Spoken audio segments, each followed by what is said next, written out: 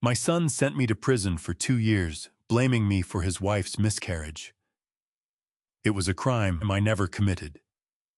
Every month they came to visit me behind the glass partitions, acting like a loving family. Every month I refused to see them. Today is the day of my release. They think they are picking up a broken old man who has lost his mind. They are wrong. The day of my release will be the very day they lose everything. I am Clifton Merritt, 72 years old, and for the last 730 days I was known only as inmate number 8.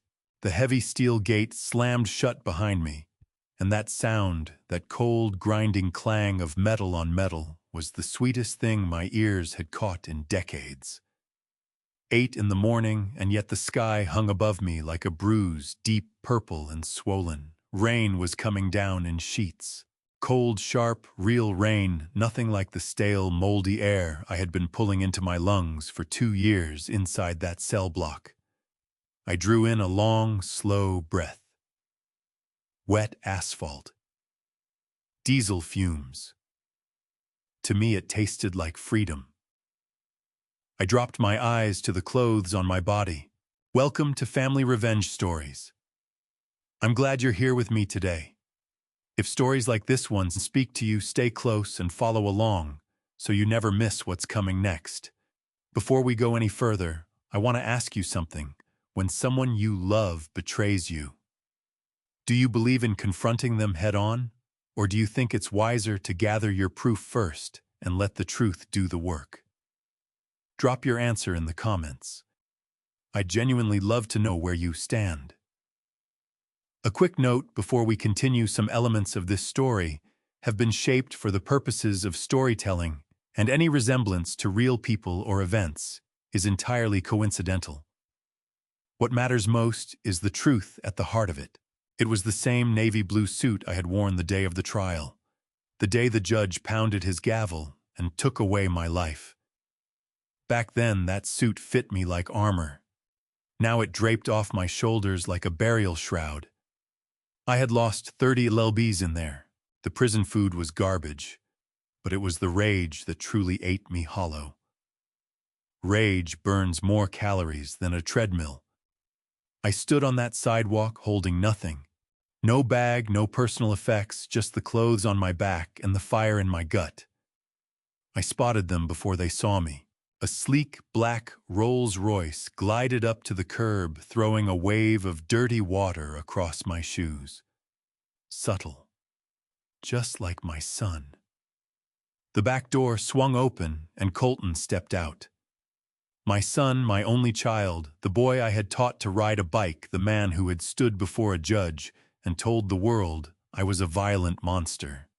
He had on a charcoal custom-made suit that probably cost more than the guard's annual salary. He straightened his tie and produced a smile, not for me, but for the cameras. I had not clocked them at first. The paparazzi, 3 or 4 of them, skulking near the parking lot entrance, hired guns, no doubt tipped off by Lacey. They wanted the photo op, the dutiful son welcoming the disgraced father home, a redemption arc polished up for the company newsletter to keep the stock prices stable. Colton moved toward me. He threw his arms wide for the benefit of those lenses. It looked like a warm embrace, a son pulling his father back into the fold. He hauled me in close. I stood rigid, carved from ice. I felt his hand land on my back. Hard. Too hard. He leaned in his cheek, pressing against mine. His breath smelled of bourbon and expensive cologne. "Smile, Dad," he whispered. It came out as a hiss the cameras could not catch. "Don't look so miserable. The shareholders are watching. If the stock drops 1 point because you look like a convict, I'll cut your commissary fund to 0. I did not flinch. I did not blink. I kept my gaze fixed on the wet pavement at my feet. Then came Lacey Vane, my daughter-in-law, the mistress who became the wife, the woman who had engineered this entire nightmare. She stepped from the car as though she were floating down a runway. Flawless blonde hair, flawless makeup, and cradled in her arms a bundle wrapped in ivory cashmere. She crossed to us, heels clicking against the slick concrete. Her eyes were bone dry, but her face was arranged into a mask of practiced grief. "Look who is here, Clifton," she cooed. Her voice was syrup cut with arsenic. "This is little Caden, your grandson. He has been waiting to meet you." She thrust the bundle toward my face. I looked down. The baby was sleeping innocent, oblivious to the fact that he was being deployed as a prop in a sick piece of theater. I looked at the baby, and then I looked at Lacey. I saw the fear lurking beneath all those layers of foundation. She held the child out, waiting for me to take him, waiting for the photograph of the contrite grandfather cradling the new heir. I did not lift my hands. I kept them buried in my pockets. I looked straight through her, as if she were made of glass, as if she simply were not there. I stepped to the side, cutting around her entirely. The smile on her face cracked at the edges. The cameras clicked in a frenzy, catching every beat of the rejection. Colton moved to block my path. His face had gone red. "What are you doing?" he spat through his teeth. "Get in the car. We have a dinner planned." I said nothing. I walked around him. My eyes were locked on a battered dark blue Buick sedan idling 50 yards away. Leaning against it, holding a black umbrella, was Conrad, my attorney, my only friend. He was not dressed in anything flashy. He looked worn down, but he was there. Loyalty is rare these days, rarer than gold. I heard Colton's footsteps splashing through puddles behind me. He grabbed my arm. His grip was feeble. Soft hands, hands that had never known a day of real labor in their life. "Dad, stop making a scene," Colton growled. "You are embarrassing us. Get in the Rolls Royce." I stopped. I turned my head slowly and let my eyes fall to his hand on my sleeve. I said nothing. I only looked. The weight of that stare made him recoil. He released my arm as if the fabric had scorched him. I turned forward and kept walking toward the Buick. Conrad pulled the back door open. I folded myself onto the cracked leather seat. It smelled of old tobacco and stacked paper. It smelled like safety. As Conrad pulled the door shut, I heard Colton come apart behind me. The mask had slipped clean off. "You are a crazy old man," he shouted, his voice breaking apart. "You have nowhere to go. The house is mine. The company is mine. You have nothing. Do you hear me? You are homeless." I watched through the rain-streaked glass as he stood there in his expensive suit, getting soaked through to the bone. Lacey was yanking at his arm, trying to angle her face away from the cameras. I leaned back and shut my eyes. "I am not homeless," I murmured to myself as the engine turned over. "I am just on a business trip, and I am coming to take it all back." The interior of the battered, dark blue Buick sedan smelled exactly the way I remembered: old leather, a trace of peppermint, and the faint, dusty presence of legal briefs that had been riding in the back seat far too long. Conrad Hale did not say a word as he eased away from the curb. He steered through the heavy rain, knuckles pale against the wheel. I watched the side mirror. The sleek black Rolls-Royce and the cluster of reporters shrank away until they dissolved into a gray smear against the prison walls. For the first time in 2 years, the air I breathed carried no trace of industrial disinfectant or despair. Conrad cleared his throat. He looked older. The creases around his eyes had cut deeper, and his hair, which had been salt and pepper when I went inside, had gone nearly all white. I recognized that look. It was the look of a man who had spent 2 years holding back an avalanche with a plastic spoon. "You look terrible," Conrad said, his eyes finding mine in the rearview mirror. "I feel fantastic." I lied. Every joint in my body ached, and the suit felt like it was hanging off a skeleton. but my mind was sharper than it had been in years. Prison does that. It strips away every distraction. No golf games, no board meetings, no charity galas. Just time. Time to think, time to hate, time to plan. "Tell me the damage," I said, cutting straight to the point. Conrad sighed. He reached into his briefcase on the passenger seat and fished out a thick manila folder. He passed it back without turning around. "It is bad," he said quietly. "Worse than we thought." I opened the folder. The pages bled red ink. I worked down the lines, my finger tracing the inventory of assets that were no longer mine. The lake house in Wisconsin was gone, sold 6 months ago for half its market value.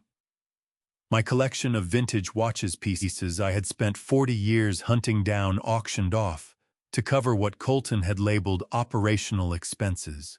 The trust fund I had built for the employees' pension plan had been drained dry. "He is bleeding the beast hollow," Conrad said. He sold off the logistics fleet in the Southern District, outsourced the trucking to a third-party vendor, a vendor, I should mention, that is owned by one of Lacey's cousins. A cold rage settled into my chest, like a stone dropping into still water, but I let nothing show on my face. I turned the page. "What about the headquarters?" I asked. "The building downtown."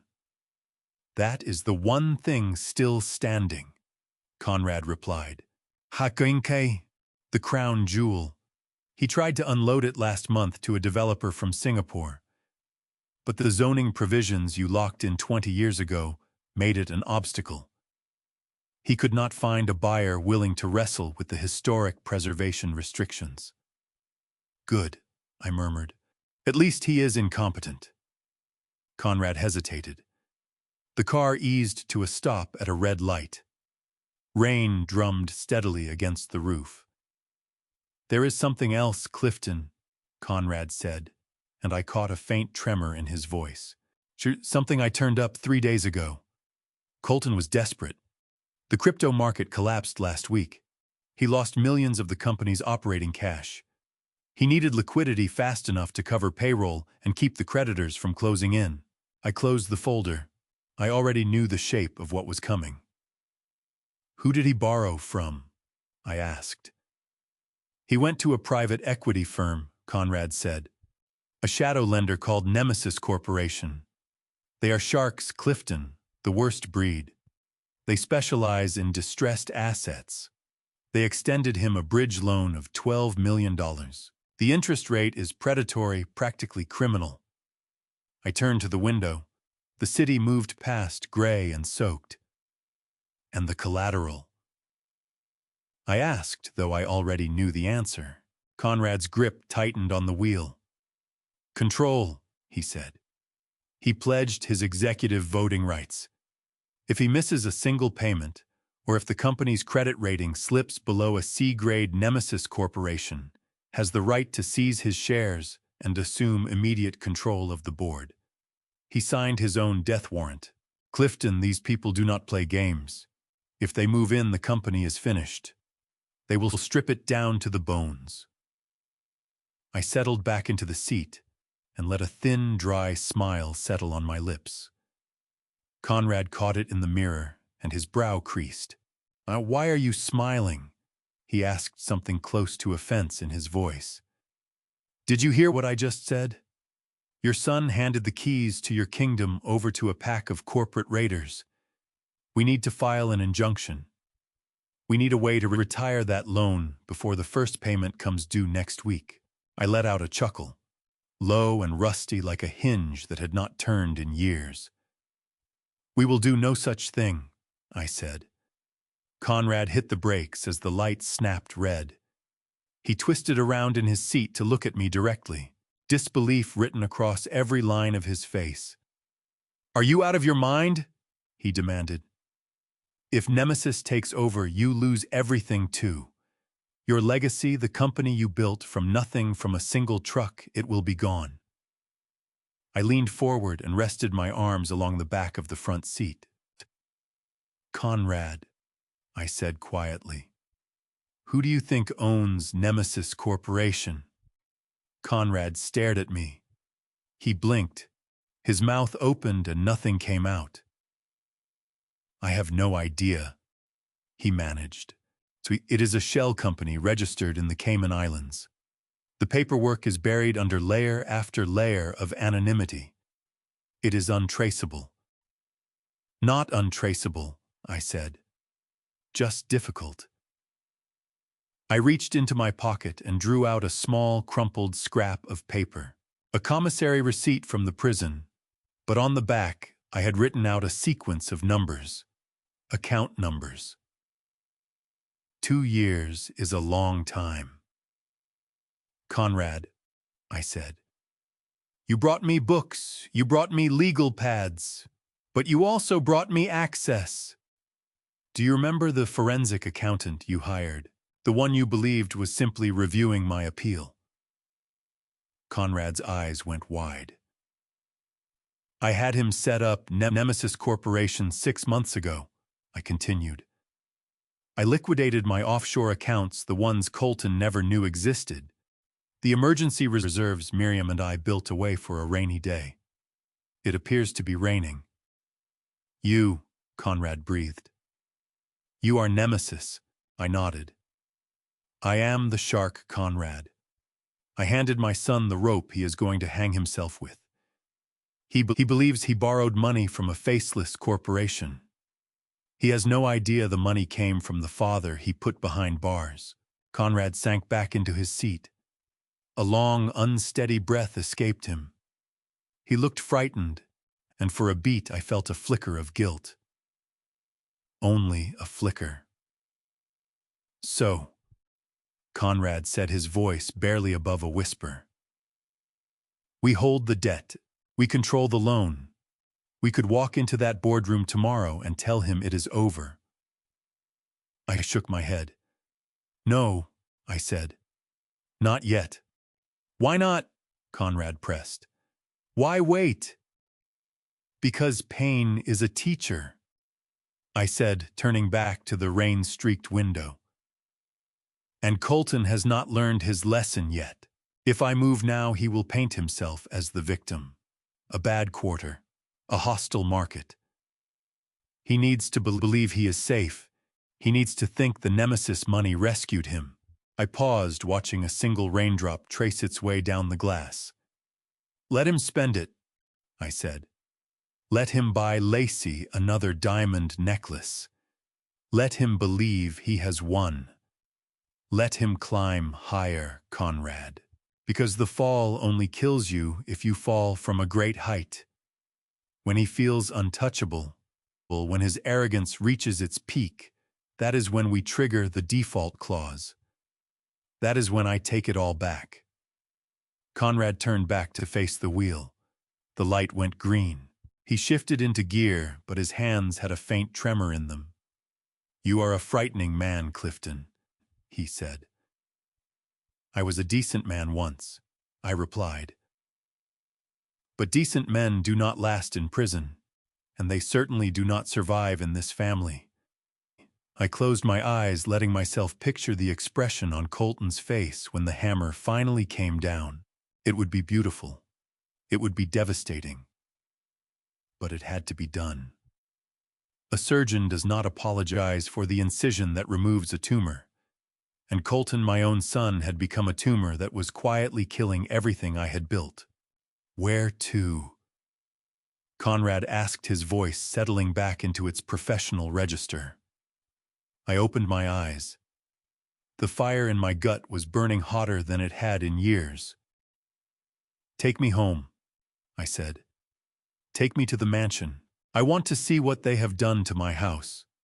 And I want them to see that the ghost has come back to haunt them. Conrad nodded and moved the car onto the highway. The wipers beat back and forth, a metronome counting down the moments until the war began. I was not simply an ex-convict anymore. I was Nemesis, and Judgment Day was on its way. The iron gates of Merritt Manor rose up before us like the jaws of something ancient and enormous. I had put those gates in place 30 years ago to shield the world from reaching my family.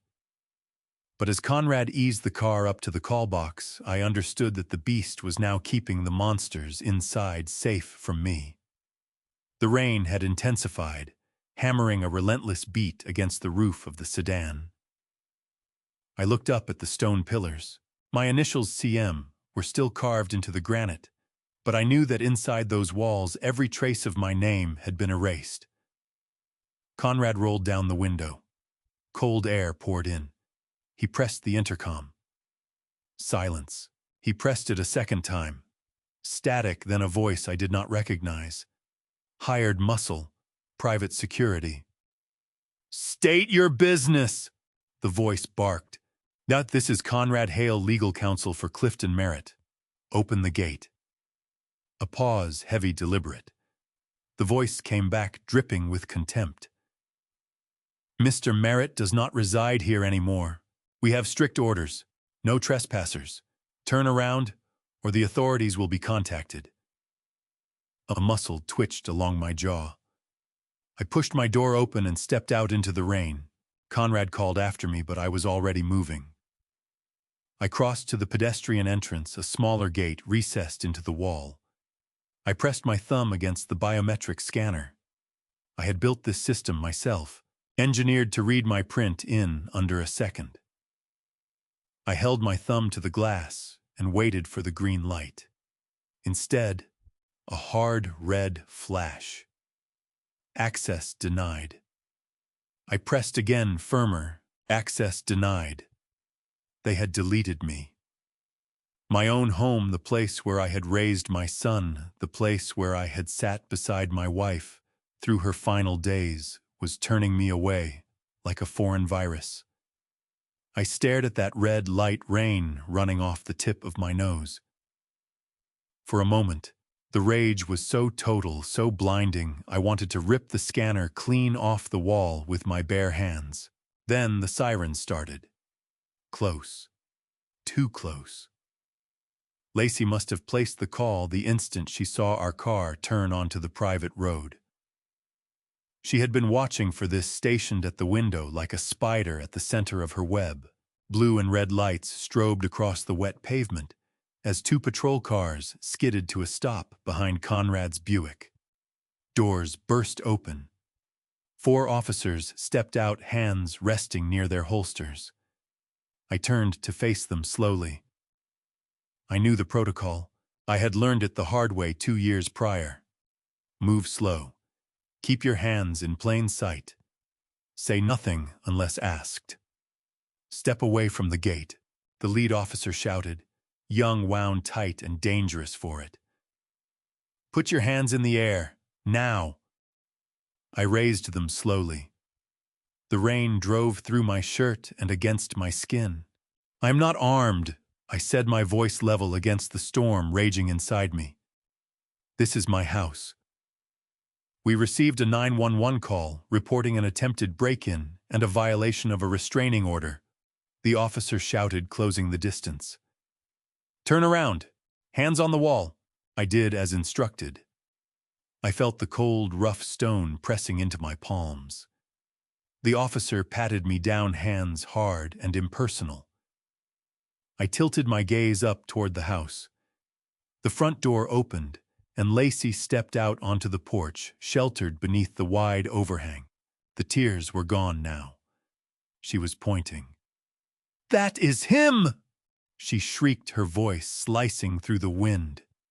He is out of his mind. He threatened to kill us if we did not let him in. He is dangerous. Arrest him. Then above her on the second-floor balcony, the French doors swung open. Colton stepped out. He held a crystal tumbler in one hand, swirling the amber liquid with a casual, unhurried ease. He looked down at me, pinned against the wall of my own home by the police, and he smiled. It was a smile of pure, unadulterated triumph. Take the trash out, officers, Colton called from above, his voice carrying a slight slur. He is trespassing on private property, and he is a convicted felon. We do not feel safe. The officer seized my wrist and wrenched it behind my back. I felt the cold touch of metal against my skin. That click of handcuffs was a sound pulled straight from my nightmares. I shut my eyes. Was this how it ended? Back in a cell, before I had slept a single night as a free man. Wait!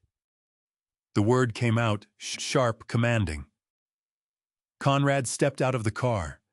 He was hoisting a binder above his head, seemingly indifferent to the rain destroying his suit.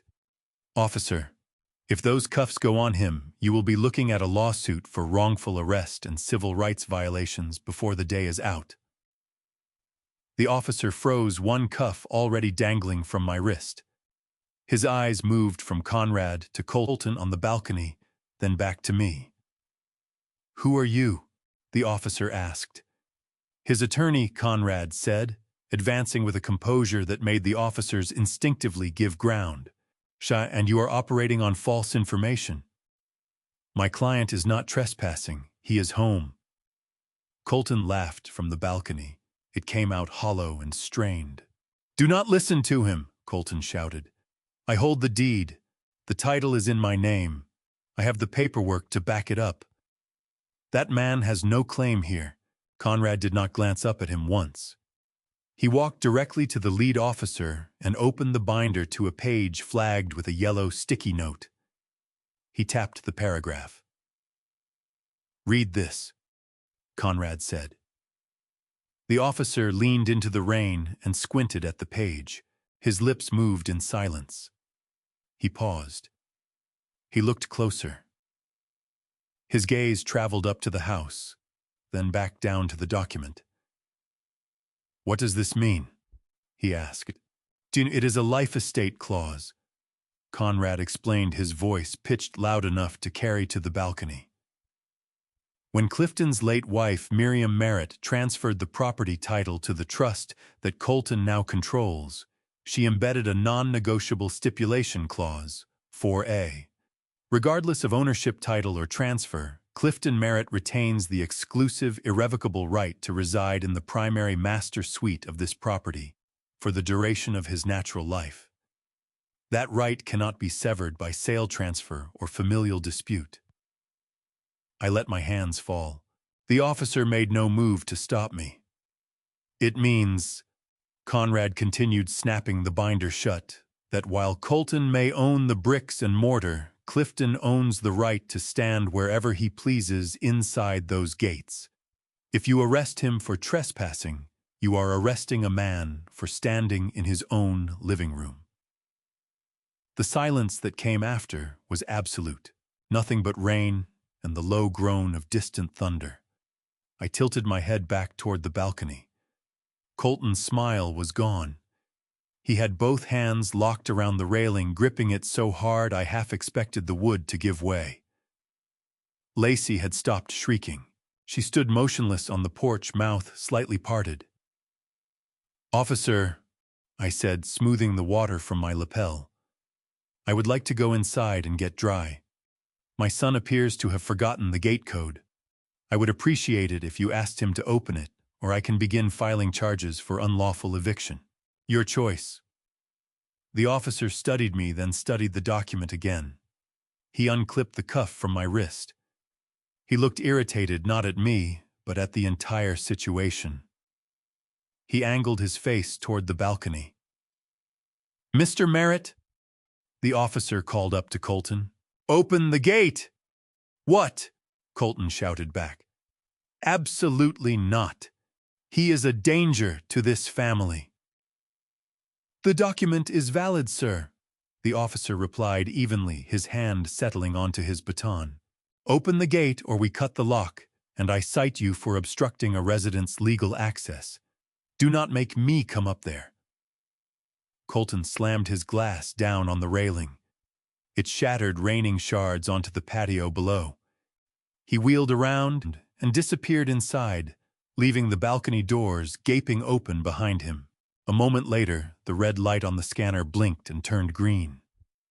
The heavy iron gates groaned on their hinges and began to part.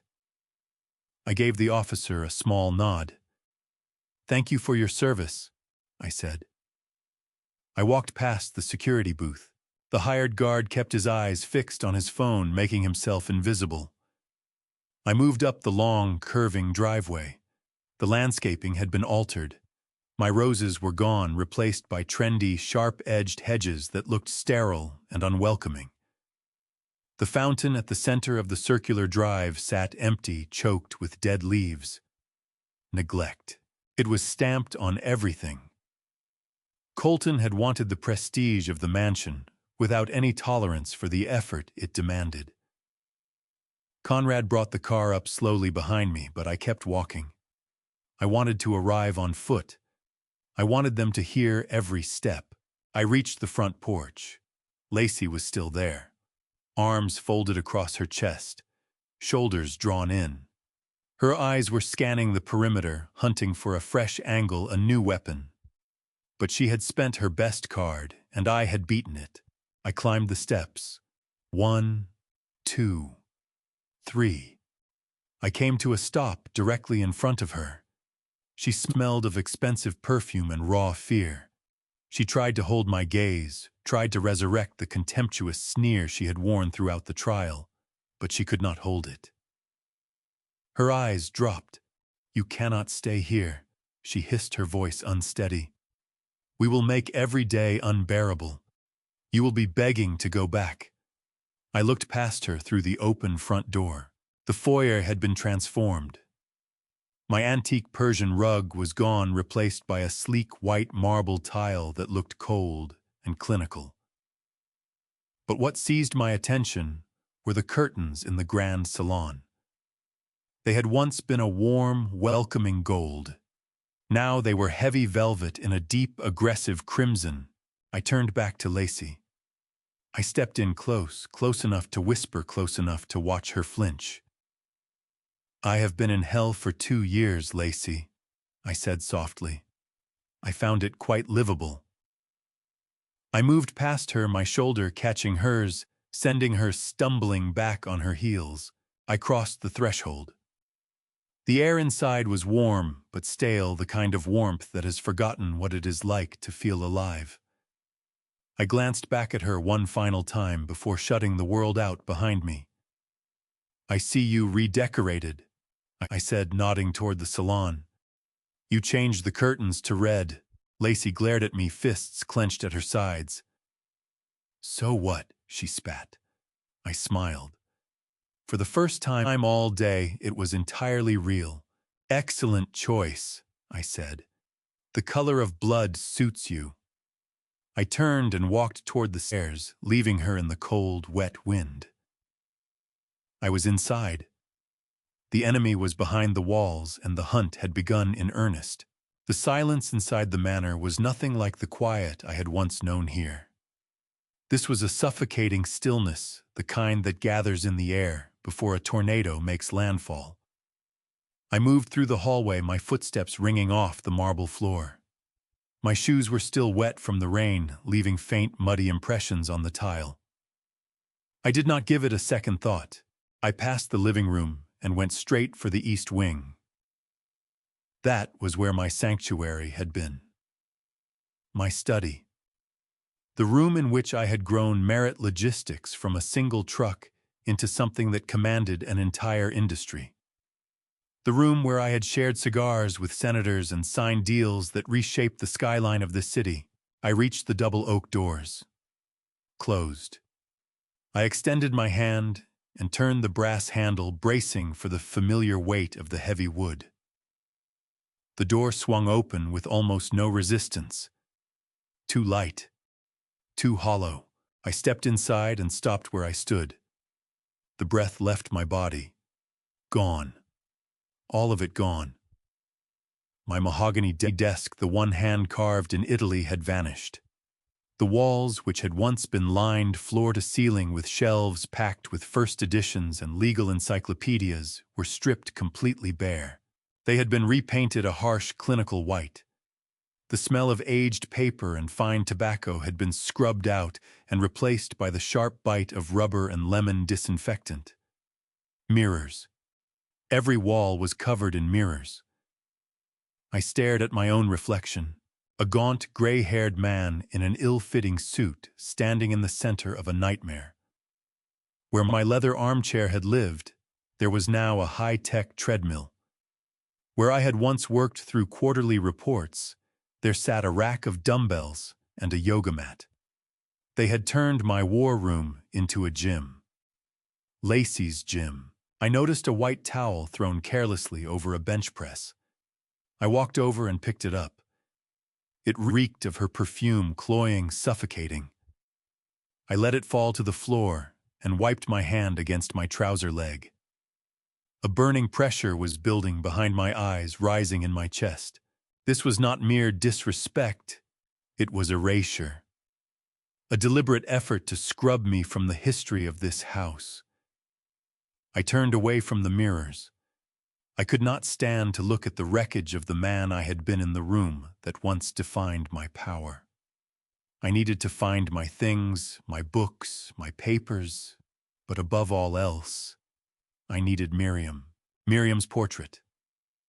It had presided over the fireplace for 20 years, an oil painting commissioned to mark our 30th anniversary. She was wearing her favorite blue dress, carrying that soft, knowing smile that had the power to quiet my darkest moods. I looked at the fireplace. The space above the mantel was bare, a white void. A cold, sharp panic knifed through my anger. I ran out of the room, moving faster than I had in years, pushing through the ache in my knees. I made for the back of the house, past the kitchen, toward the servants' quarters and the storage rooms. If they had discarded my life, that is where the wreckage would be found.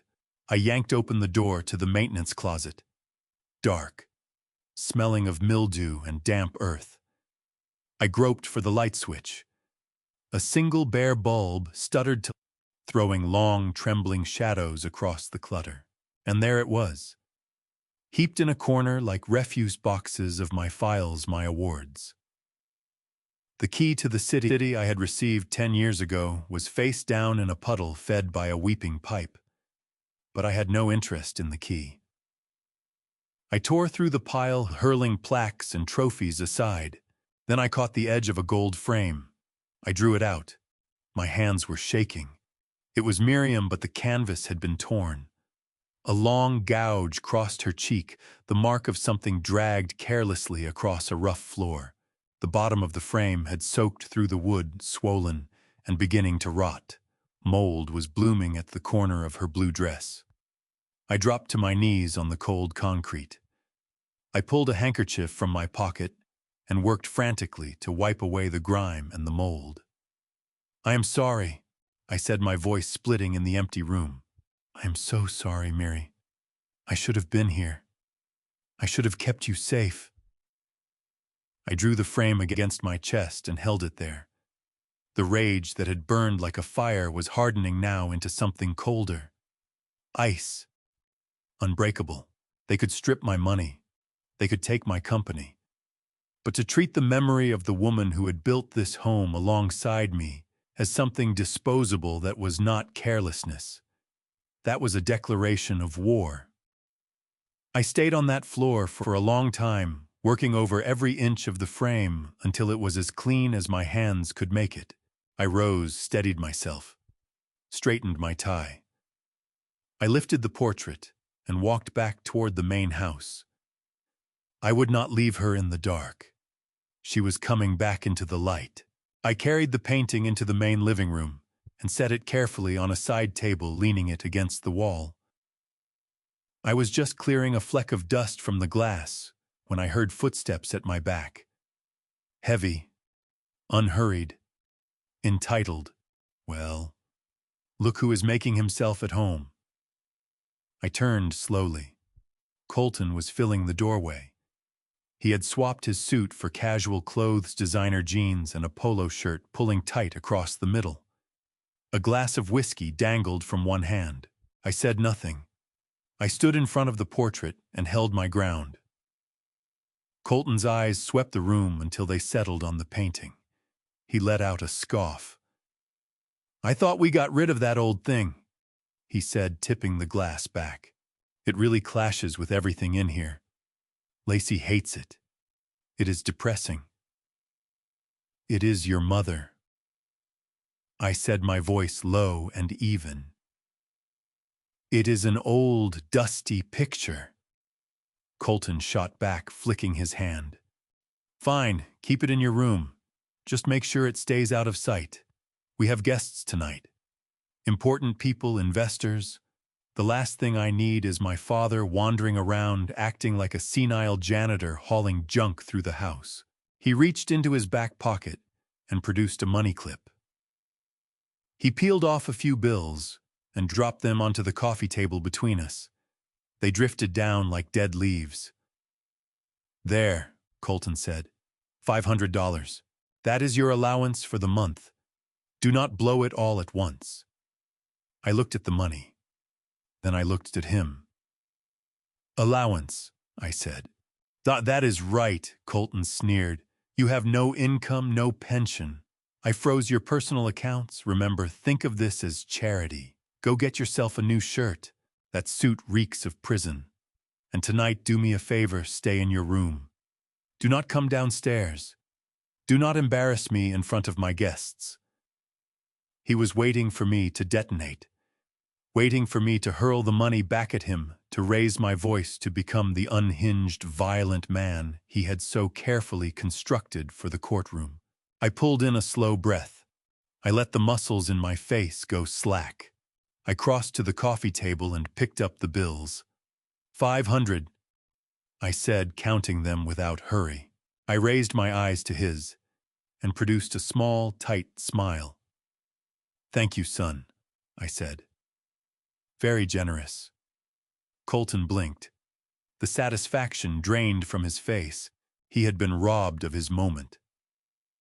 Yeah, well, he muttered, pivoting toward the door. Just stay out of the way. He left drink in hand, footsteps fading as he climbed the stairs to ready himself for his party. I stood there looking at the cash in my palm. $500, the price of his arrogance. I folded it into my pocket.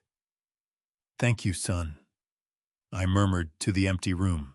This will buy me a front row seat to your funeral. I turned my attention to the large oak desk in the corner. It was the one piece of my original furniture they had kept, almost certainly, because it was too heavy to shift. This was where Colton now sat, to sign checks he had no right to sign. I reached into my inner jacket pocket and withdrew a small black device, no bigger than a button. I had sourced it through a contact on the inside, a man who had worked in intelligence before ending up in cell block D. I went to one knee. I reached under the heavy lip of the desk, peeled the adhesive backing, and pressed the bug firmly into the shadows where no one would think to look. I pressed it once to confirm it held. Enjoy your party, Colton, I said softly. Speak up. I want to hear every lie. I straightened up, collected Miriam's portrait, and headed for the stairs. The money was in my pocket. The bug was in its place. The game was afoot. I was no longer simply a guest in my own home. I was the spy inside the enemy's walls, and tonight I would listen. I spent the next hour in the guest room bathroom scrubbing 2 years of prison off my skin until it burned pink and raw. I shaved away the gray stubble, uncovering the hard jawline that had made union leaders and corporate raiders think twice for 40 years. In the back of the cedar closet, wrapped in a garment bag that Lacey had evidently overlooked during her purge, I found it. My tuxedo, tailored in London 10 years ago. It ran a little loose at the waist now, but with the right posture, it did not read as borrowed clothes. It read as armor. I stood before the mirror. The man looking back at me was not inmate number 8. He was not the shattered father dragged away in handcuffs. He was Clifton Merritt, founder, chief executive predator. I fastened my cufflinks, silver monogrammed, retrieved from the toe of an old shoe where I had hidden them. I verified the listening device in my breast pocket was secure. Then I opened the door. Downstairs, the house was alive with the sound of a jazz trio and the low murmur of 50 voices working hard to sound significant. The catering had its own perfume, smoked salmon, and Wagyu beef skewers, the smell of money on display. I walked to the top of the grand staircase. Below, the foyer was packed with the city's elite, or at least with people who had invested heavily in appearing to be. I recognized faces here and there. Hedge fund managers with dubious track records, property developers with a reputation for cutting every available corner, and right at the center of it all, holding court, was Colton. Laughing too loudly, face flushed with premium scotch. Lacey was on his arm in a red dress that matched the new curtains exactly. A diamond necklace caught the light at her throat. My mother's necklace. A spike of adrenaline hit me, but I talked my pulse back down. Stay cold, Clifton. Stay cold. I started down the stairs, unhurried. One step at a time, my hand trailing the mahogany banister. The conversation in the foyer didn't die all at once. It faded in waves. First the guests clustered near the staircase, then those by the entrance, and finally Colton himself. The jazz trio trailed off into an uneasy silence. Colton stared up at me, his mouth hanging slightly open. He had the look of a child, caught with his hand in the cookie jar. He had told these people I was a senile invalid, an embarrassment stashed away upstairs. He had not counted on the return of the man who built this house. I reached the bottom step. The crowd parted on instinct, clearing a path. I walked directly to a passing waiter, lifted a glass of champagne from the tray, and tilted it slightly toward my son. "Good evening, everyone," I said, my voice carrying effortlessly to the far end of the room. "I hope you're enjoying my home." A few guests murmured uneasy pleasantries. Colton recovered quickest. He handed his drink off to Lacey and crossed the room toward me, a rigid smile fixed to his face that never came close to touching his eyes. "Dad," he said, his voice wound tight. "I thought you were resting. You know what the doctor said about your sleep." I took a sip. The champagne was cheap. Colton was cutting corners on the catering as well. "I felt energized, son," I replied, glancing past him at the investors. "It would be rude of me not to greet your guests. After all, I have been away on a government-sponsored sabbatical for quite some time." A nervous ripple of laughter moved through the room. Colton seized my elbow, fingers biting into my arm. "Go back upstairs," he hissed close to my ear.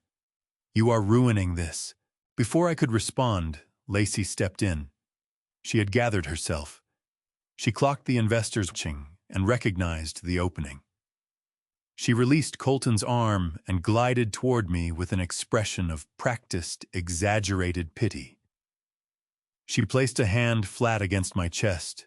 Her fingers splayed like a spider. "Oh, Clifton." She sighed, pitched loud enough for the whole room. "It is so brave of you to come down. We were just telling everyone how much you have struggled since the incident." She let that word float in the air. The incident. The polite code for the lie that had locked me away. The room went stone silent. The investors leaned in, hungry for the scandal. Lacey turned to face the crowd, eyes glistening with manufactured tears. "You all know the tragedy our family faced," she said, her voice trembling with precision. "When I lost the baby, it was the darkest time. And poor Clifton here. His mind just broke. He didn't mean to hurt me. We understand that now. Prison was hard on him, but we are simply grateful to have him home, where we can look after him even when he gets confused." She patted my cheek like I was a child who needed managing. It was a masterclass in humiliation. In 30 seconds, she had painted me as a violent, senile old man, and herself as the saintly victim who had found the grace to forgive him. The investors nodded along sympathetically. They regarded me with pity. I did not pull away. I let her hand rest against my cheek. I held her gaze without blinking. "You are right, Lacey," I said, my voice steady and unhurried. My memory has been foggy lately. Prison does that to a man. You have so much time in there to think, to replay every detail. I took a slow step toward her, and she took one back. "But there is one thing I have been trying to recall." I continued, addressing the room now. "And perhaps you can help me, Lacey, since you were there." I paused. The tension was thick enough to choke on. "That night on the stairs," I said, "when you fell and we lost the baby, was it a boy or a girl?" Lacey froze. The smile slipped. "What?"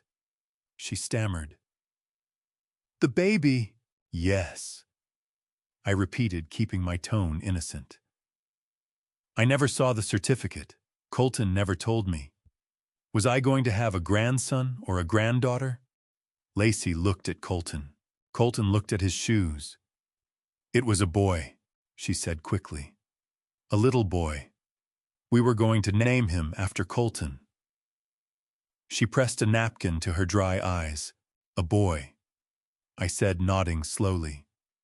"That is beautiful. A son." I took one more sip of champagne, then lowered the glass. "That is strange, though." I reached into the inside breast pocket of my tuxedo. I drew out a folded piece of paper. It wasn't the original medical report. They had no way of knowing. It was nothing more than a laundry list from the prison.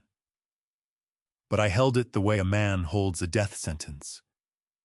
"Because my lawyer sent me the medical files from St. Ansgar's hospital just yesterday," I said, my voice dropping a full octave. "I wanted to arrange a memorial service, you see, to pay my respects. But the pathology report from the night of the miscarriage does not mention a male fetus." I unfolded the paper slowly. The soft rustle of it was the only sound in the room. In fact, I read from the page. It states the patient was treated for a ruptured ovarian cyst. A painful condition, certainly, but not a pregnancy. And definitely not a baby boy named Colton. I looked up. The color had drained completely from Lacey's face. She looked like a corpse dressed in red. The guests were exchanging glances. Whispers broke out across the room. A man in the back, a banker I recognized, frowned and turned toward Colton. "What is he talking about?" "Colton, the banker pressed. "You told us the litigation risk was resolved. You told us the assault charge was airtight." Colton panicked. He looked at Lacey, who was shaking her head in sharp, frantic little movements. He looked back at the investors who had begun to draw away. "He is confused," Colton shouted, his voice cracking. "I told you he is senile. He doesn't know what he's reading. That is probably a grocery list." He grabbed Lacey's arm roughly, nearly pulling her off balance. "Lacey is tired," he announced to the room. "She needs to rest. The emotional trauma, you understand. Dad, give me that paper." He lunged for it, but I drew it back smoothly. I folded it with care and slipped it back into my pocket. "Trauma is a terrible thing," I said coolly. "It makes people say and do all manner of desperate things. Get some rest, Lacey. You look as though you've seen a ghost." Colton burned with pure hatred behind his eyes, but he couldn't act on it. Not in front of the money. He dragged Lacey toward the kitchen door, abandoning his own party mid-flight. I stood alone at the center of the room. The ring of guests around me had widened. They were no longer watching me with pity. They were watching me with something closer to fear, and watching the door, where Colton had just disappeared, with open suspicion. I raised my glass toward the banker who had spoken up. "The smoked salmon and Wagyu beef skewers are excellent," I said, "but I would keep well clear of the investment portfolio if I were you. The numbers are every bit as imaginary as my grandson." I turned and walked toward the buffet table. I didn't need to look back to know that the seeds of doubt had been sown, and they were already taking root. The party was effectively finished. The real show was only just beginning. The grandfather clock in the hallway struck 2 in the morning. The sound rolled through the silent house like a tolling bell. The party was over. The last of the bleary investors and flatterers had shuffled out the door an hour before, leaving behind a fog of stale cigar smoke and spilled wine. The house was quiet now, but it was not at rest. It was holding its breath. I sat on the edge of the guest bed in the dark. I had not changed out of my tuxedo. I had not slept. Sleep is a luxury for the innocent, and I was neither innocent nor naive.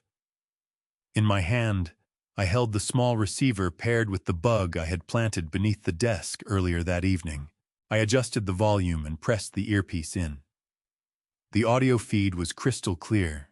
It caught the low hum of the kitchen refrigerator and the steady tick of the clock. And then I heard voices. They were in the living room, exactly where I expected them to be. Colton sounded drunk. His words slurred and ran together in a wretched current of anxiety. "He knows, Tiff. I'm telling you, he knows. Did you see the way he looked at you? Did you hear what he said about the medical report?" There was the sound of a glass meeting a tabletop. Lacey's voice cut through the static, sharp and cold. She did not sound drunk. She sounded like she was calculating her next move. "He is guessing, Colton. Throwing darts in the dark, hoping something sticks. The medical report is buried. I paid the nurse to shred the hard copies. The digital file is encrypted. He has nothing." "But he has the dates," Colton whined. "He has the dates wrong. He said the cyst surgery was 2 days before the fall."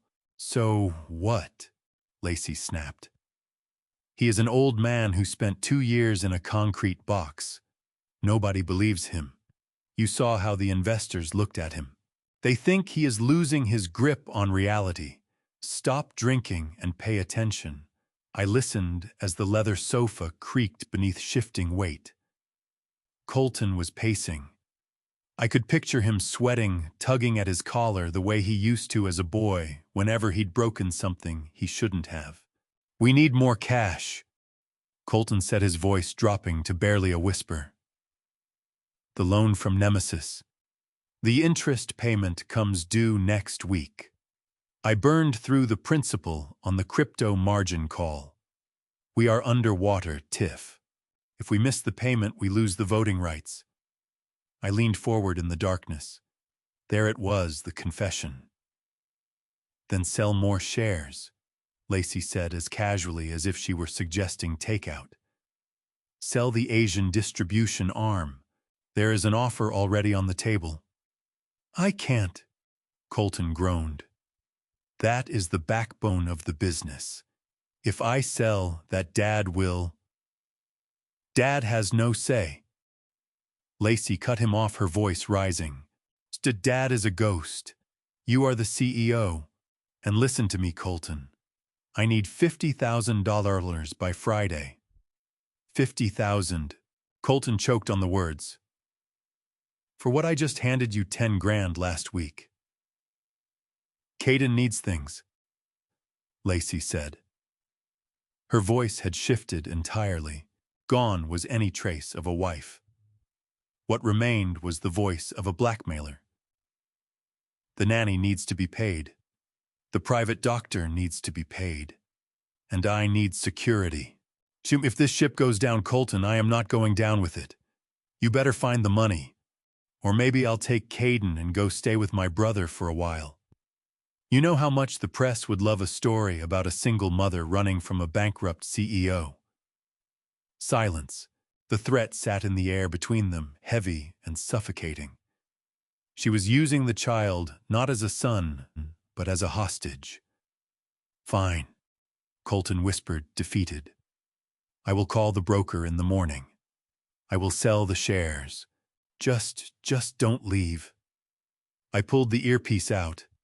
My hand was trembling not from fear, but from a cold, concentrated fury. They were going to tear apart everything I had built to feed her greed and cover his incompetence. I got to my feet. The floorboards were cold against my bare feet. I had heard more than enough. It was time to stop listening in the dark and start moving like a hunter. I eased the bedroom door open. The hallway beyond was buried in shadow. The only light came from the moon, pressing through the tall windows, throwing long, skeletal shapes across the floor. I knew this house better than I knew my own face in the mirror. I knew which floorboards would give me away. I knew which doors would drift open if left unlatched. I moved without sound, a ghost in my own home. I reached the top of the staircase and looked down into the foyer below. Empty. The living room was dark. Colton must have collapsed on the sofa or dragged himself up the back stairs. But then I caught it, a thin blade of light flickering in the corridor that led to my old study. Someone was in there. I came down the stairs with my weight rolling to the edges of each step away from the old wood at the center. I reached the ground floor and pressed my back flat against the wall. I waited. I listened. Click, click, click, beep, the sound of a keypad. I moved closer.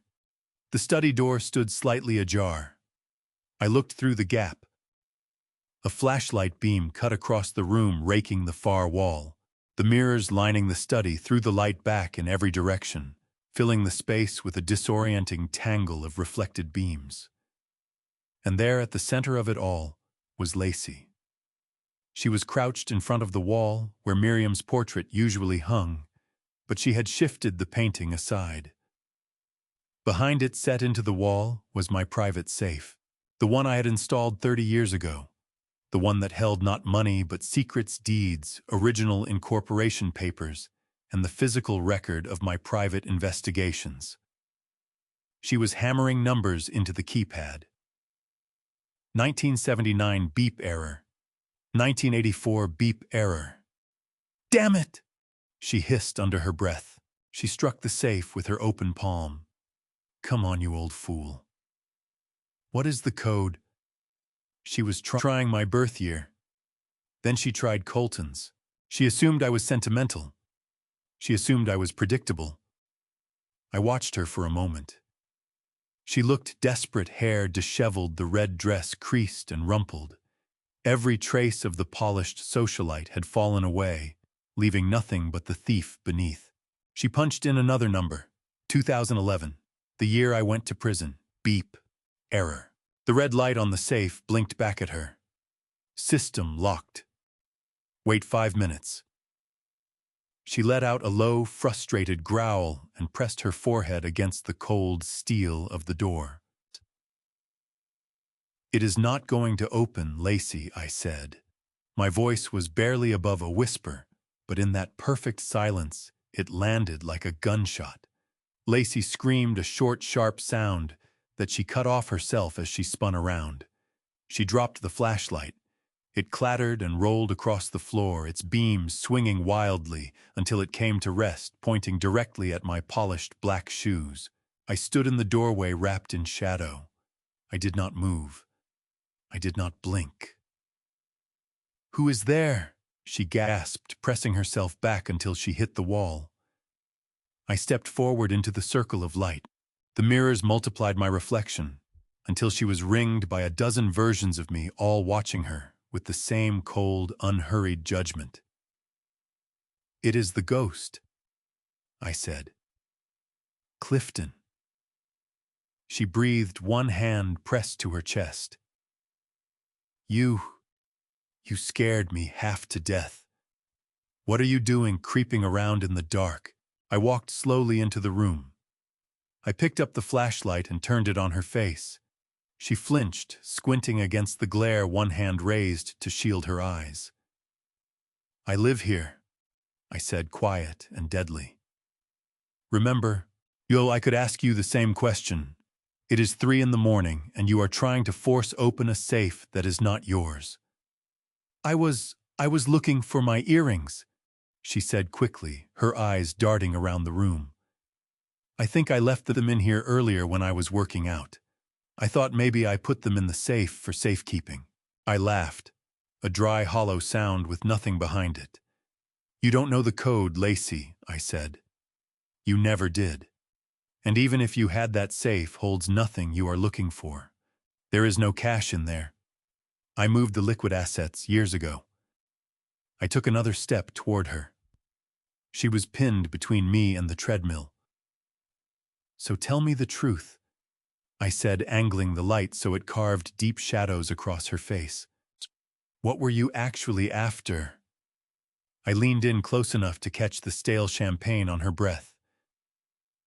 Were you looking for the deed to the house? I asked. Or perhaps something else entirely. I let the silence stretch until I could feel her starting to shake. Were you looking for proof of your affair from 2 years ago? I whispered. Her eyes went wide. All the color left her face at once, leaving her gray and hollow-looking in the harsh light. What are you talking about? She stammered, but there was no conviction in it. The personal trainer, I said. The one with the tattoo on his neck. The one you were seeing while Colton was at the office.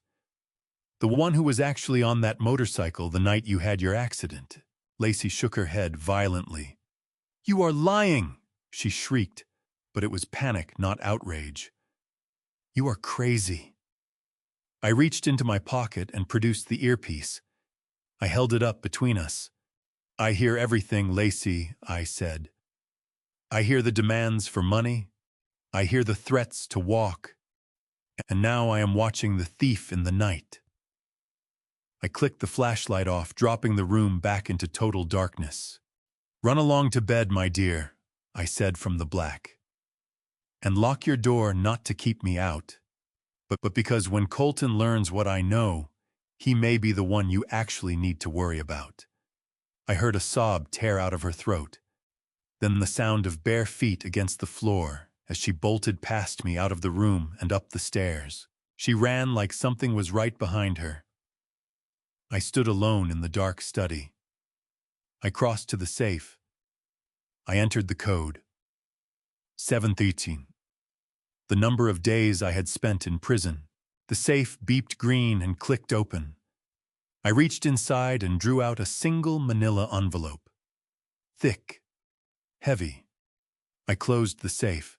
Sleep tight, Lacey, I whispered into the darkness. Tomorrow, the nightmare gets real. The following morning, I took a cab to the south side of the city. I didn't ask Conrad to drive me because there are some places a gleaming black car simply has no business being. The neighborhood was an industrial graveyard. Hollow factories with shattered windows stood like carcasses against a flat, gray sky. The streets were rutted with potholes and heaped with trash no one had bothered to collect. This was where my son had banished his own family while he lived without want. I pulled my hat down and walked into a diner called the Bent Fork.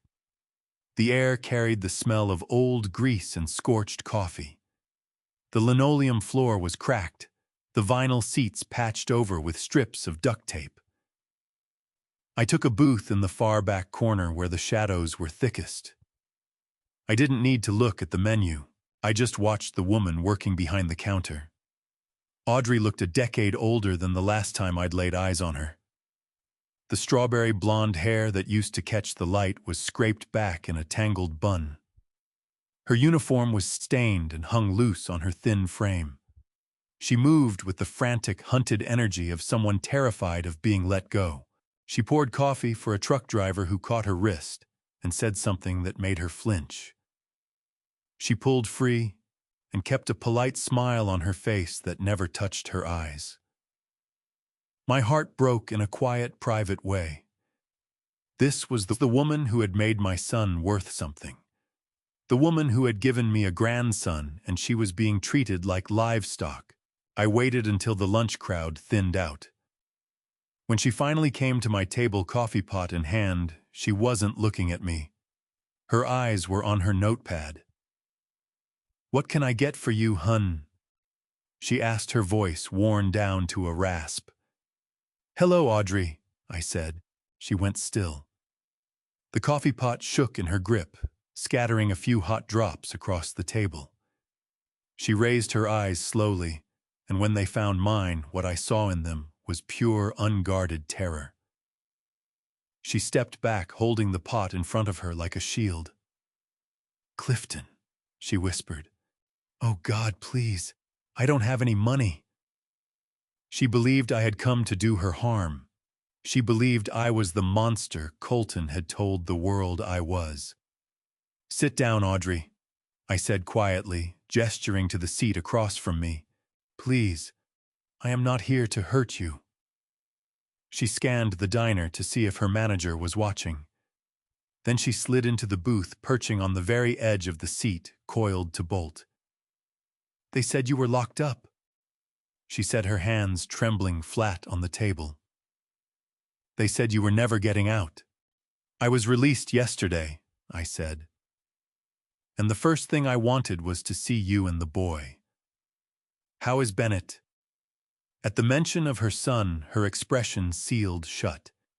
She leaned across the table, protective instinct overtaking her fear.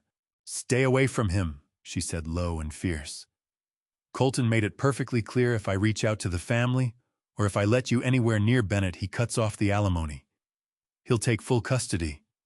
He told me you're dangerous, Clifton. He told me what you did to Lacey." I reached across the table and set my hand over hers. She tried to pull back, but I held on gently, firmly. "I never touched Lacey," I said, holding her gaze. "Not once. And I know you never cheated on Colton either." Audrey's eyes flooded. The resistance went out of her, and she sagged back against the booth. "It doesn't matter what's true," she said, pressing a rough paper napkin to her face. "It only matters what they can prove. My Lacey is smart, Clifton. Wicked, but smart. She hired that actor. She set up the hotel room. She called me there claiming it was a catering emergency for Colton's company.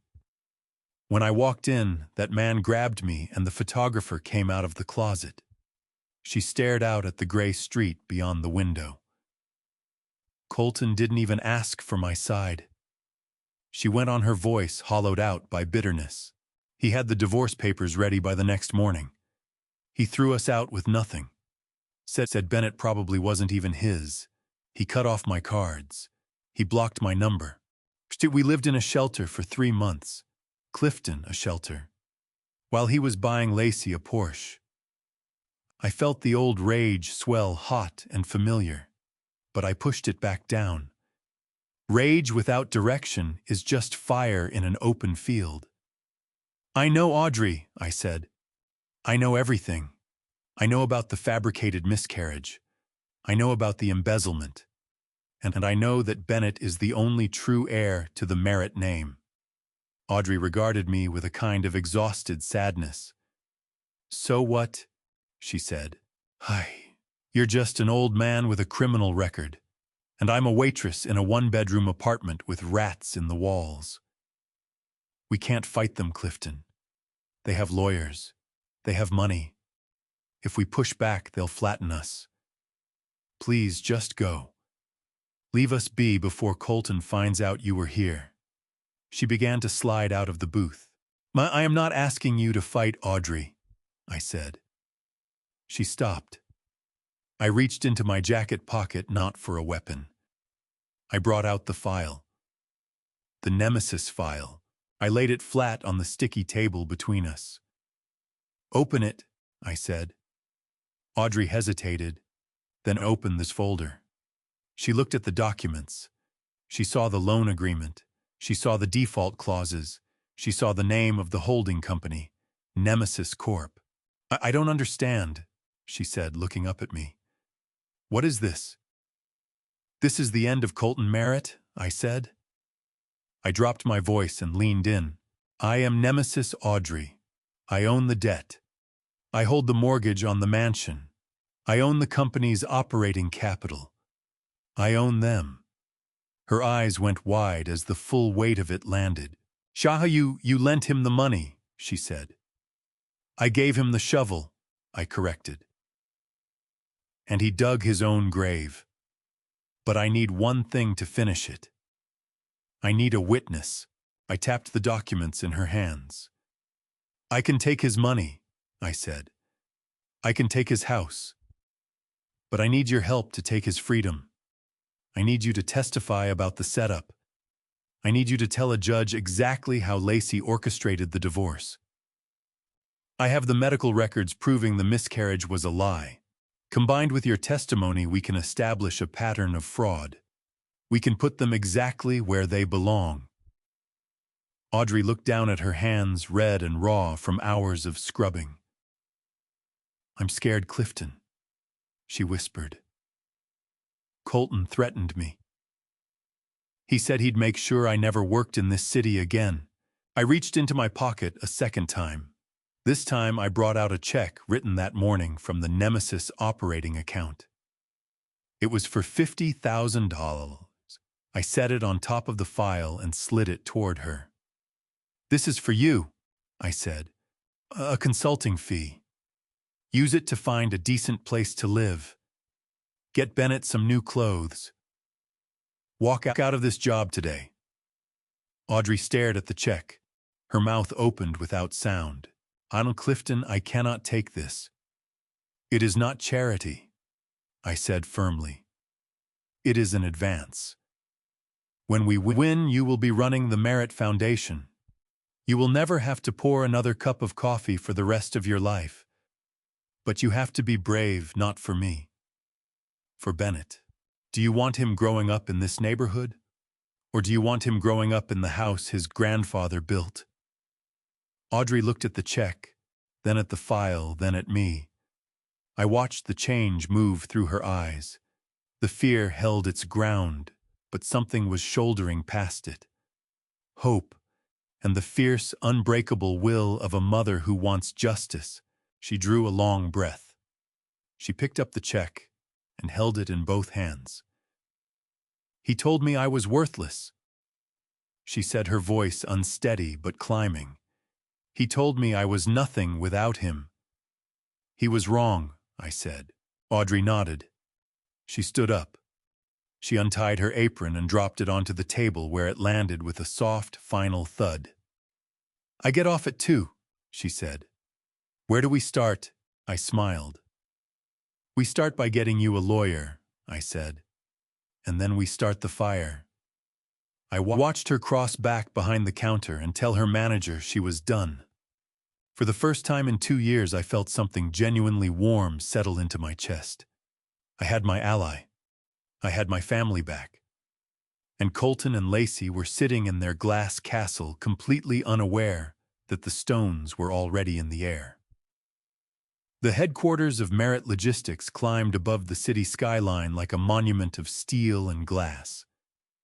I stood on the sidewalk across the street and looked up at the 42nd floor. What I was about to walk into that day would show me exactly what my own son had been willing to sacrifice and how far the people around him had gone to keep me from ever finding out. Before I tell you what I discovered, let me ask you this: if someone you raised turned their back on you when you needed them most, would you fight to reach them or would you let them go? That was where my office used to be. That was where I had put my signature on the papers to buy my first fleet of trucks. And that was where my son now sat, preparing to hand the last piece of my life's work to a consortium of foreign investors who cared about nothing beyond stripping the assets and clearing out the American workforce. I straightened my tie in the reflection of the glass doors. I was not wearing the rumpled suit from the night before. I had on a charcoal pinstripe tailored to perfection. It was old, but it carried authority. I walked toward the revolving doors, my heart beating hard, not from fear, but with the steady rhythm of a war drum. The lobby smelled exactly as it always had: lemon polish and conditioned air. The receptionist was someone new, young. She looked at me with a muddled mix of confusion and half-recognition. She reached for the phone, almost certainly to warn Colton, but I raised one hand and kept moving without breaking stride. I went straight for the security turnstiles. Standing there was Rex, head of security, a big man built like a linebacker with a genuinely decent heart. I had covered the cost of his daughter's knee surgery 10 years ago. He looked at me and something in his face eased. He cut a quick glance at the monitor where a memo bearing my photograph was almost certainly pinned under the heading, "Do not admit." Rex stepped forward, positioning himself in my path. To anyone watching on the cameras, it had the appearance of him doing his job. He leaned in close, one hand resting on his belt. "Mr. Merritt," he said, voice low. "They told me to call the police if you came through. They said you were dangerous." I held his gaze. "Do I look dangerous to you, Rex?" He gave a small, sorrowful smile. "You look like the boss to me," he murmured. He reached into his pocket and drew out a key card. He swiped it across the sensor. The gate beeped green and swung open. "Give them hell, sir," Rex said, stepping clear. I gave him a single nod and made for the private elevator. The doors slid shut around me, wrapping me in silence. As the floor numbers climbed 2030, I felt the weight of the past 2 years begin to lift. I was going up. I was coming back. The elevator chimed at the 42nd floor. The doors opened straight into the executive lobby. The boardroom lay directly ahead. The double glass doors were frosted, but the silhouettes of the people inside were plain enough. I could hear Colton's voice already. High and rapid, the voice of a man pitching a horse that was already underwater. I walked up to the doors. I did not knock. I pushed both open at once and stepped inside. The room went silent the moment I crossed the threshold. 12 people sat around the broad oval table. 6 were the foreign investors, men in expensive suits, with faces giving nothing away. 4 were the remaining board members, loyalists Colton had installed himself. And at the head of the table stood Colton. He was pointing at a graph on the projection screen, showing the projected return from the liquidation. His hand froze mid-gesture. He stared at me as though I had walked out of a grave. "Security!" he shouted, his voice cracking at the top. "How did you get in here, Rex? Rex, get up here." I crossed the room without hurrying and took up a position at the far end of the table directly opposite him. I set my briefcase down on the mahogany surface with a deliberate thud. "Rex is occupied," I said, my voice filling the room. "And this meeting is unlawful." Colton went purple. "Get out," he snapped, his voice climbing. "You have no authority in this room. You are a convicted felon. You were removed from the board. You have no shares, no voting rights. You are nobody." The lead investor, silver hair, perfectly coiffed, cold eyes, looked from Colton to me. His expression did not warm. "Mr. Merritt," he said, addressing Colton, "is this going to be a problem? We were given assurances that the family situation was settled." "It is settled," Colton said, dragging the back of his hand across his forehead. "My father is suffering from delusions. He has no legal standing here. We can proceed with the vote. I hold 51% of the voting stock. I authorize the sale." He looked around at the board members. "Vote," he ordered. "Raise your hands. Sell the division." I opened my briefcase. "Before any hands go up," I said loud enough to stop the room, "you may want to recheck your arithmetic, Colton." I lifted out a stack of papers. They were not crisp documents out of a high-priced firm. They were creased.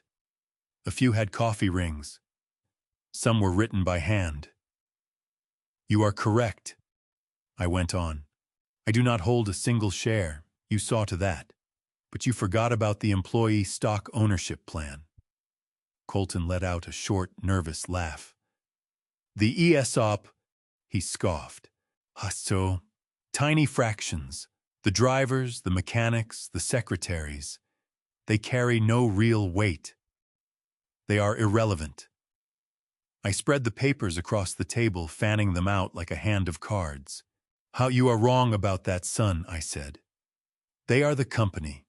And in the last 24 hours while you were staging your gala and buying your wife jewelry, I was visiting them.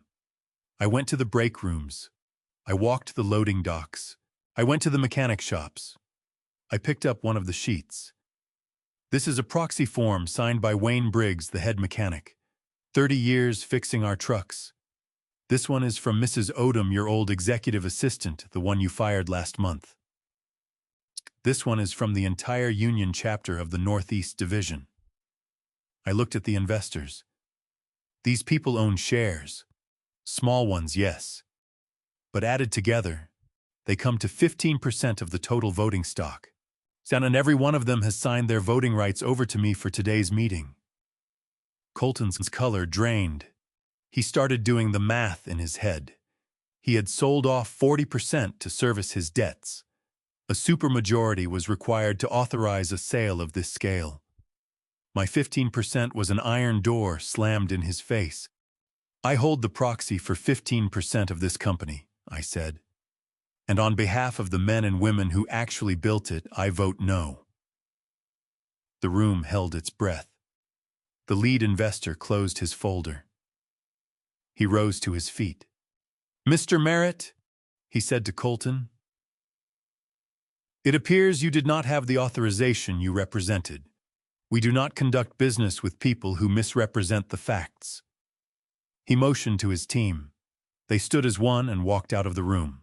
Not one of them glanced at Colton as they passed. The door clicked shut. Colton stood shaking. His deal was dead. His liquidity was gone. The investors had walked out and taken everything with them. He looked at me with something wild and broken behind his eyes. He seized a heavy crystal water glass from the table. "You old bastard," he screamed. He launched it across the room. It missed my head by a matter of inches and burst against the wall, sending fragments across the floor. Water slid down the expensive wallpaper like a slow bleed. "You destroyed it!" Colton shrieked. "That was $12 million, so that was our lifeline. Do you understand what you have done? You have finished us. You want us to starve. Is that it? You want your own flesh and blood out on the pavement." I did not flinch. I did not blink. I looked at the shattered glass, then back at him. "I do not want you to starve, Colton," I said evenly, picking up my briefcase. "I want you to work. There is a difference." I turned and walked toward the door. "And Colton," I said, pausing with my hand on the handle. "Fix the wall. It comes out of your salary." I walked out and left him raging in the ruins of his own greed. The boardroom battle was won. But the war for my family's soul was nowhere near finished. I had stopped the hemorrhage, now it was time to operate. And surgery is always painful. Dr. Warren Alcott's medical practice was housed in a glass building that looked more like a boutique hotel than any clinic had a right to. The waiting room was hung with abstract art and carried the scent of lavender and money. A specific kind of quiet, the kind that runs $500 an hour. I walked past the receptionist, a young woman too absorbed in her phone to register two men in suits moving at pace toward the private offices. Conrad fell in beside me, trying to catch my eye, clearly uneasy. I kept mine fixed on the mahogany door at the far end of the corridor. The nameplate read, "Dr. Warren Alcott, Chief of Obstetrics." To the world, he was a distinguished specialist. To me, he was the man who had sold my freedom for a check. I did not knock. I turned the handle and walked in. Dr. Alcott was seated behind a desk that nearly rivaled the size of mine used to be. He was a good-looking man in his 50s, deeply tanned with silver hair that was perfectly coiffed. He was on the phone laughing at something the other party had said. When he saw us, the laughter died before it left his throat. He brought the phone down slowly and ended the call. Who let you in here? He asked, his voice polished but sharpened with irritation. I am with a patient. I took a look around the empty room. I don't see a patient, doctor, I said, closing the door behind me and turning the lock with a soft click. I see a businessman, and I am here to discuss terms. Alcott got to his feet. He recognized me. The recognition moved across his face in an instant, chased hard by panic, but he covered it quickly. He smoothed the front of his white coat. Mr. Merritt, he said, his tone sliding into condescension. I heard you had been released. I assume this visit is the result of some residual confusion from your time away. Leave now, and I won't involve the police. Stay, and I will have you removed for harassment. I crossed the room to the leather chair across from his desk and sat down. I crossed my legs and flicked an imaginary speck from my trousers. Call them, I said, without raising my voice. Alcott paused, his hand suspended above the intercom. I beg your pardon, he said. Call the police, I said again. Please, I encourage it. I would welcome a conversation with the authorities, particularly the fraud division.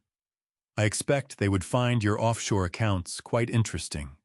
Specifically, the one in the Cayman Islands that received $50,000 exactly 2 years ago on the same day you signed the affidavit declaring that my daughter-in-law's miscarriage resulted from blunt force trauma. Alcott went still. His hand pulled back from the button. He lowered himself into his chair, eyes narrowing. I have no idea what you are referring to, he said. My finances are private and my medical opinions are grounded in science, not bribery. I glanced at Conrad. My lawyer stepped forward, opened his briefcase, and drew out a single sheet of paper, which he set carefully on the desk. It was a transaction record, a wire transfer from a shell company registered to Lacey Vane, routed directly into an account called Escalapius Holdings. That is your holding company, isn't it, Doctor? Conrad said. We traced the registration. It leads back to this address. Alcott stared at the document. A bead of sweat broke at his hairline. He wiped it away sharply. This proves nothing, he said. Patients pay for discretion. That was a consulting fee. For what? I asked, leaning forward. Consulting on how to put an innocent man in prison. Consulting on how to fabricate a pregnancy loss. Alcott's hand came down hard on the desk. Get out! He snapped, composure cracking. You have nothing. That affidavit was accurate. She came in bleeding. She had bruising consistent with a fall. I examined her. I documented what I found. You cannot intimidate me, Merritt. I have allies on the medical board. I have attorneys who will tear you apart. I said nothing. I let his fury fill every corner of the room. I let him rage until he ran out of air. Then I reached into my pocket and produced a second piece of paper. This one was a photograph, grainy, pulled from a traffic camera, dated May 14th, 2 years ago, taken 2 hours before Lacey supposedly fell down the stairs at my home. The image showed a motorcycle lying on its side on a slick highway. A man stood over it, assessing the damage. On the curb beside it sat a woman clutching her midsection. Her helmet was off. It was Lacey. I laid the photo on the desk between us. This was captured 5 miles from the city center, I said. Single vehicle accident. The police report says the driver lost control on a wet patch of road. The passenger declined treatment at the scene. Said she would see her own doctor. I looked directly at Alcott. She came to you, didn't she? Alcott stared at the photograph. What color remained in his face left it. She came to you injured. I pressed my voice steady and relentless. She was bleeding. She was in pain. But she wasn't hurt because she tumbled down my staircase. She was hurt because she was riding on the back of a motorcycle with her lover. And she knew that if Colton found out she had been reckless, if he discovered she had been with another man, she would lose everything. The prenuptial agreement would have left her with nothing. Alcott did not speak. He was breathing hard, his eyes skipping between the photograph and the door. "So she made a plan," I said. "She called you. She paid you. She told you to write it up as a domestic assault. She went home, waited for a quarrel with me, and threw herself down a few carpeted steps to match the bruising she was already carrying. It was a clean setup, except for one thing." I leaned in, dropping my voice to just above a whisper. "The baby." Alcott looked up at me. His eyes were wide and frightened. "There was no baby," I said. "Was there?" Alcott wet his lips. He looked at Conrad, who stood with pen and legal pad at the ready. Then he looked back at me. He saw the certainty in my eyes. He understood I was not playing. He saw the end of everything he had built. "If I tell you," he whispered, his voice barely holding together, "if I give you the truth, will you keep me out of it? I cannot go to prison, Clifton. I have a family. I have a reputation." "I do not care about your reputation," I said without warmth. "But I do care about mine. You help me clear my name, and I will speak to the district attorney about leniency. I will confirm that you cooperated fully. That is the best arrangement you are going to find. Refuse and I walk out of here and hand this photograph and that bank record to every press outlet in the city. You will not survive until morning." Alcott sagged in his chair. He seemed to shrink. He looked defeated and small. He pulled off his glasses and pressed his fingers against his eyes. "She was never pregnant," he said, barely audible. Conrad's pen moved fast. "Say that again," I said. Louder. Alcott looked up, eyes red. "She was never pregnant with Colton's child. She had a cyst, an ovarian cyst, that had been causing her pain for months. She refused treatment because she was trying to conceive to secure her marriage, but she couldn't manage it." "And the accident?" I asked. "The accident ruptured the cyst," he confessed. "That was the source of the bleeding. That was the pain. She came to me terrified. She told me she had been with a friend. She said Colton would destroy her if he knew. Now she begged me to help her. She said if I just documented it as a miscarriage, she could attribute it to the fall. She said it would solve everything. She offered me $50,000. I had gambling debts. I took the money. A wave of nausea moved through me. 2 years of my life.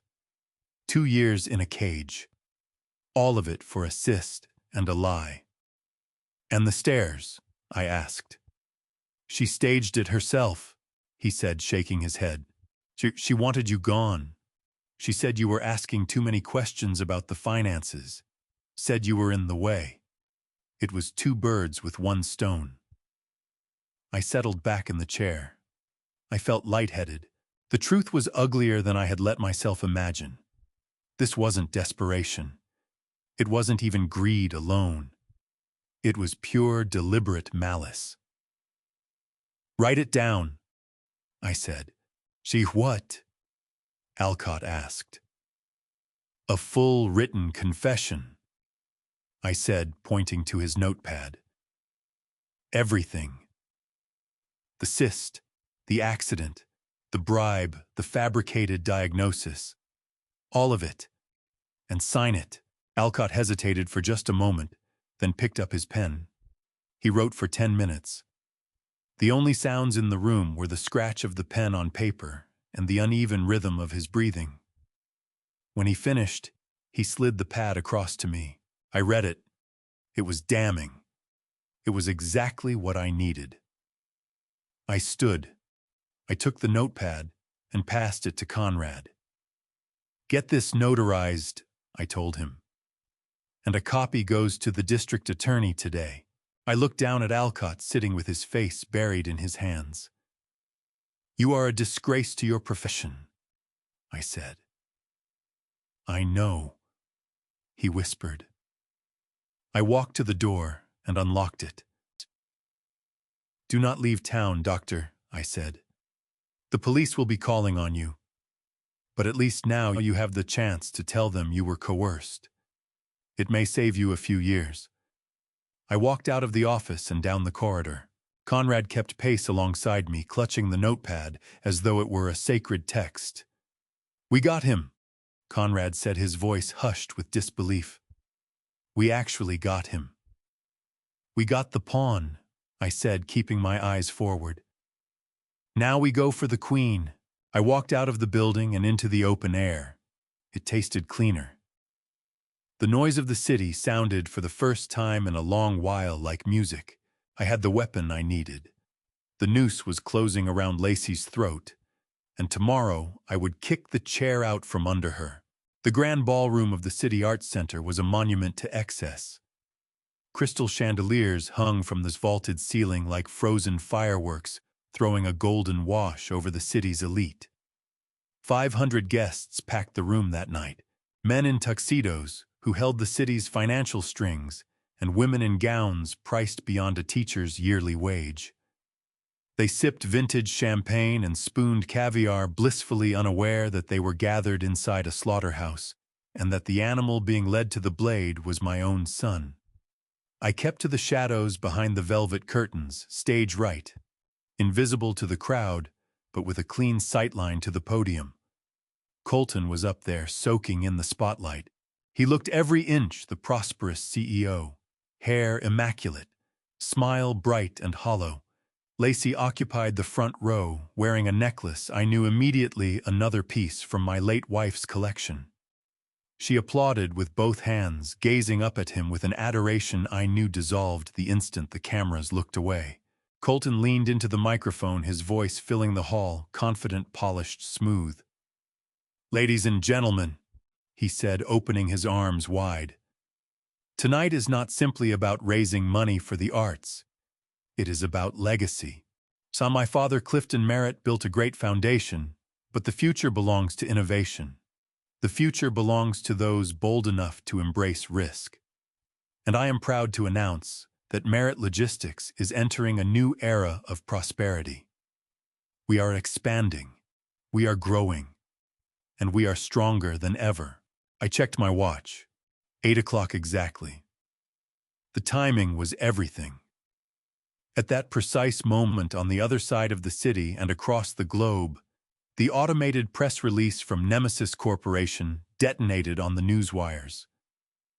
Simultaneously, the foreclosure notice was filed electronically with the county clerk, and most critically, the alert pushed itself to the financial apps on every smartphone in the room. It began as a ripple. A phone chimed somewhere in the back. Then another. A pocket buzzed against a thigh. A purse vibrated against a chair leg. Within 10 seconds, the low murmur of well-mannered attention was swallowed by a strange, digital hum. The sound of 500 devices absorbing bad news at the same moment. Colton faltered. He felt the room shift beneath him.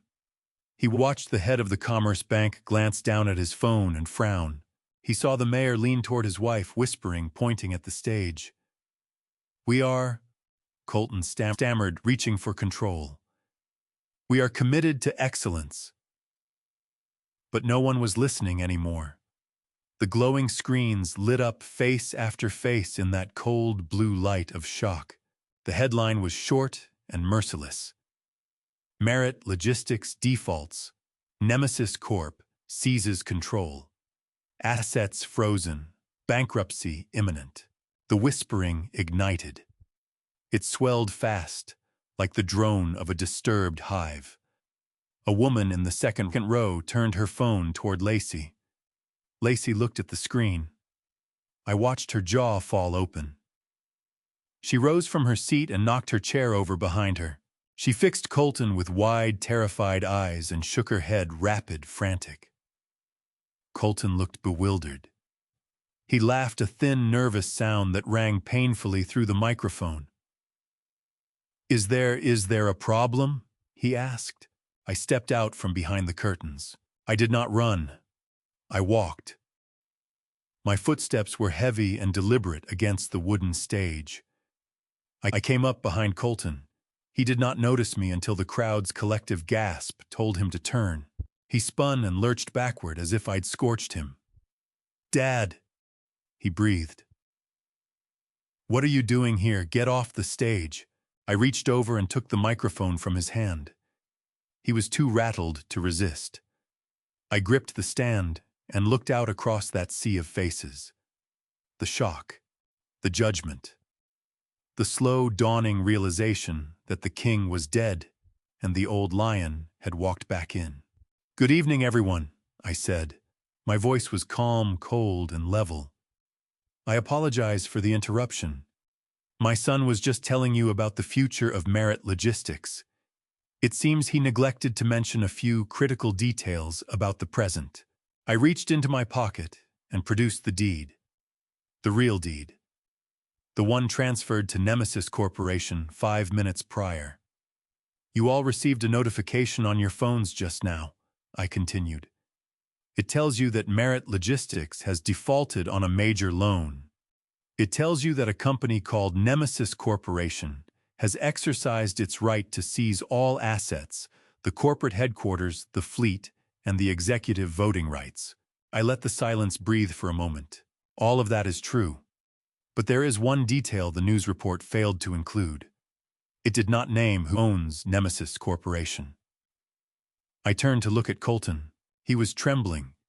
His face had drained to the color of ash. The pieces were assembling themselves in his mind. The loan, the trap, the man standing before him. "I own it," I said, turning back to face the crowd. A collective gasp swept through the room. "I am Nemesis," I declared, letting my voice rise. "I am the creditor. I am the bank. And as of 8:01 this evening, I am the sole owner of Merit Logistics." Colton seized my arm. "You cannot do this," he hissed. "That loan that was private equity. You tricked me." I pulled free of his grip. "I did not trick you, son. I tested you and you failed. You bet the company on a lie. You leveraged my legacy to finance your wife's greed. And now the bill has come due." I looked down at Lacey in the front row. She had gone rigid. She looked ready to bolt, but there was no exit available to her. "And there is one more thing," I said into the microphone. "The collateral for the loan included all personal assets pledged by the guarantor. That means the cars, the accounts, and the house." I pointed directly at Colton. "This gala is finished. The company is under new management. And my son is officially without a home." The silence that followed was absolute. The silence of a guillotine suspended at its peak. Then Colton snapped. The humiliation was more than he could hold. The status, the money, the identity, all of it shattered in front of the very people he had spent his life trying to impress. Something inside him broke apart. He released a raw, primal scream of rage. "You stole it!" he shrieked. "You thief! I will kill you!"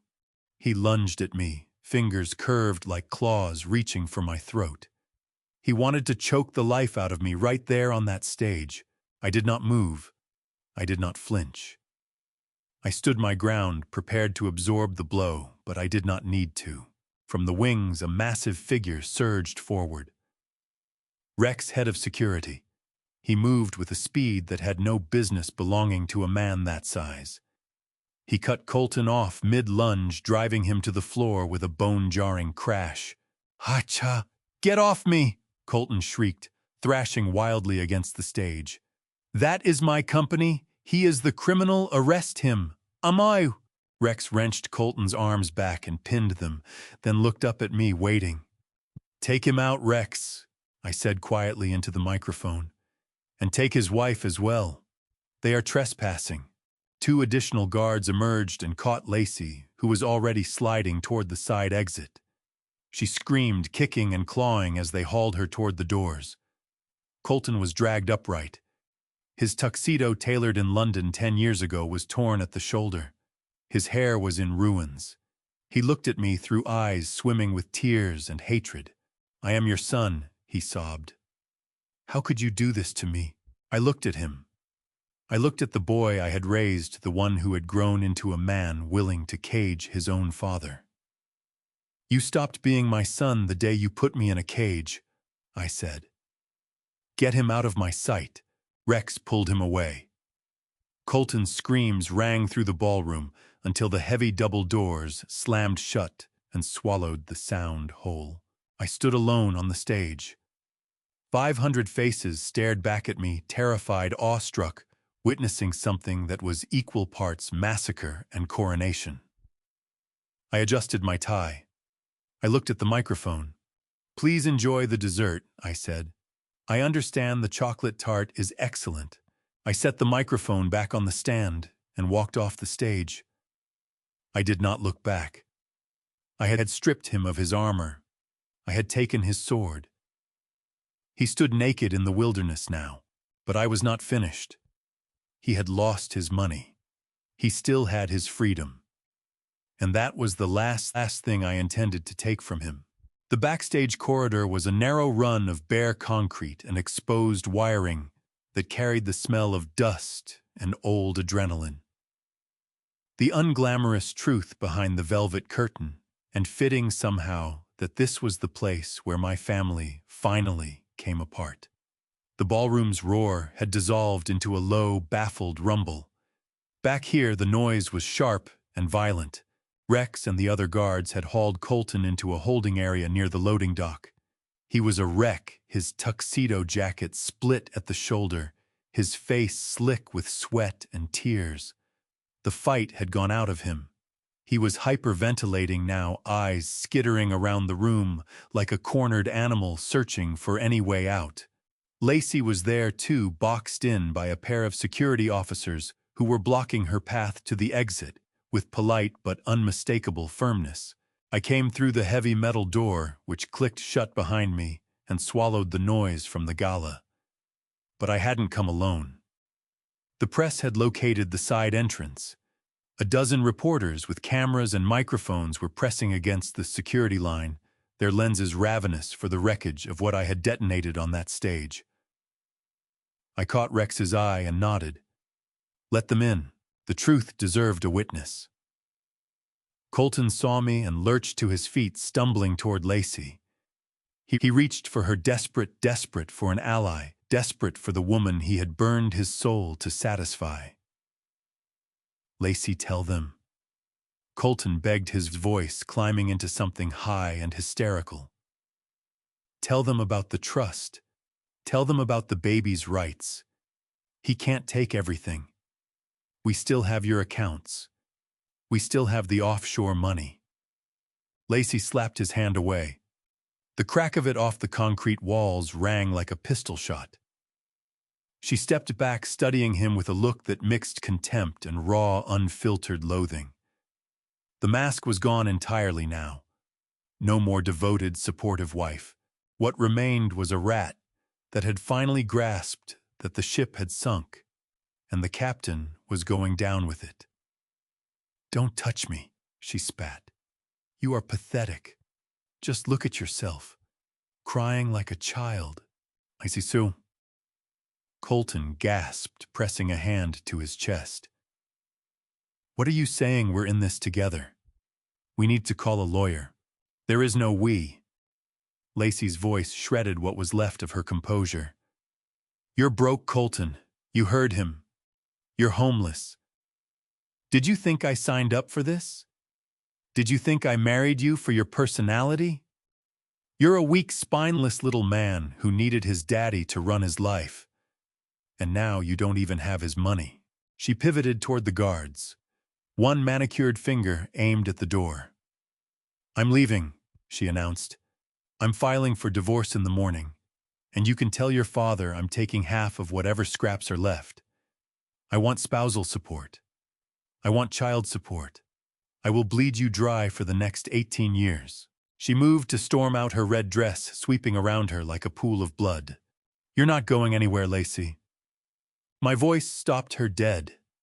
I stepped forward into the pool of light thrown down by the overhead rig. The reporters lifted their cameras' shutters, firing. Lacey spun toward me, eyes narrowing to slits.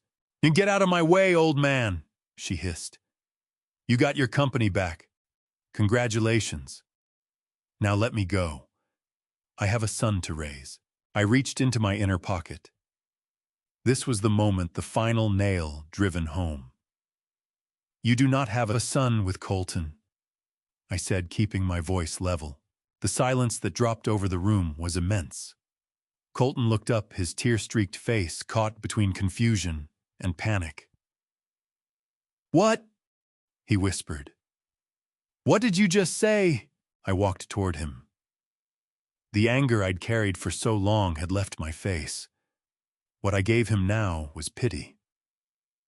I produced a document and held it where he could see. It was the paternity test I had commissioned using the DNA sample from the diaper I'd pulled from the trash on my first visit to the mansion. I placed the paper in his hands. "Read it," I said. Colton took it. His hands trembled so badly he could barely keep the page still. He worked through the numbers, the clinical language, and then arrived at the conclusion at the bottom of the page.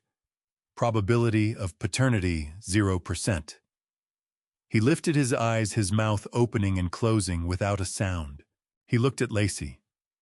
"Lacey," he choked out. "What is this?" Lacey's face drained white.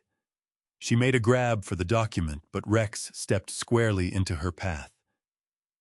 "It's a forgery," she shrieked toward the cameras. "He fabricated it. He's trying to frame me."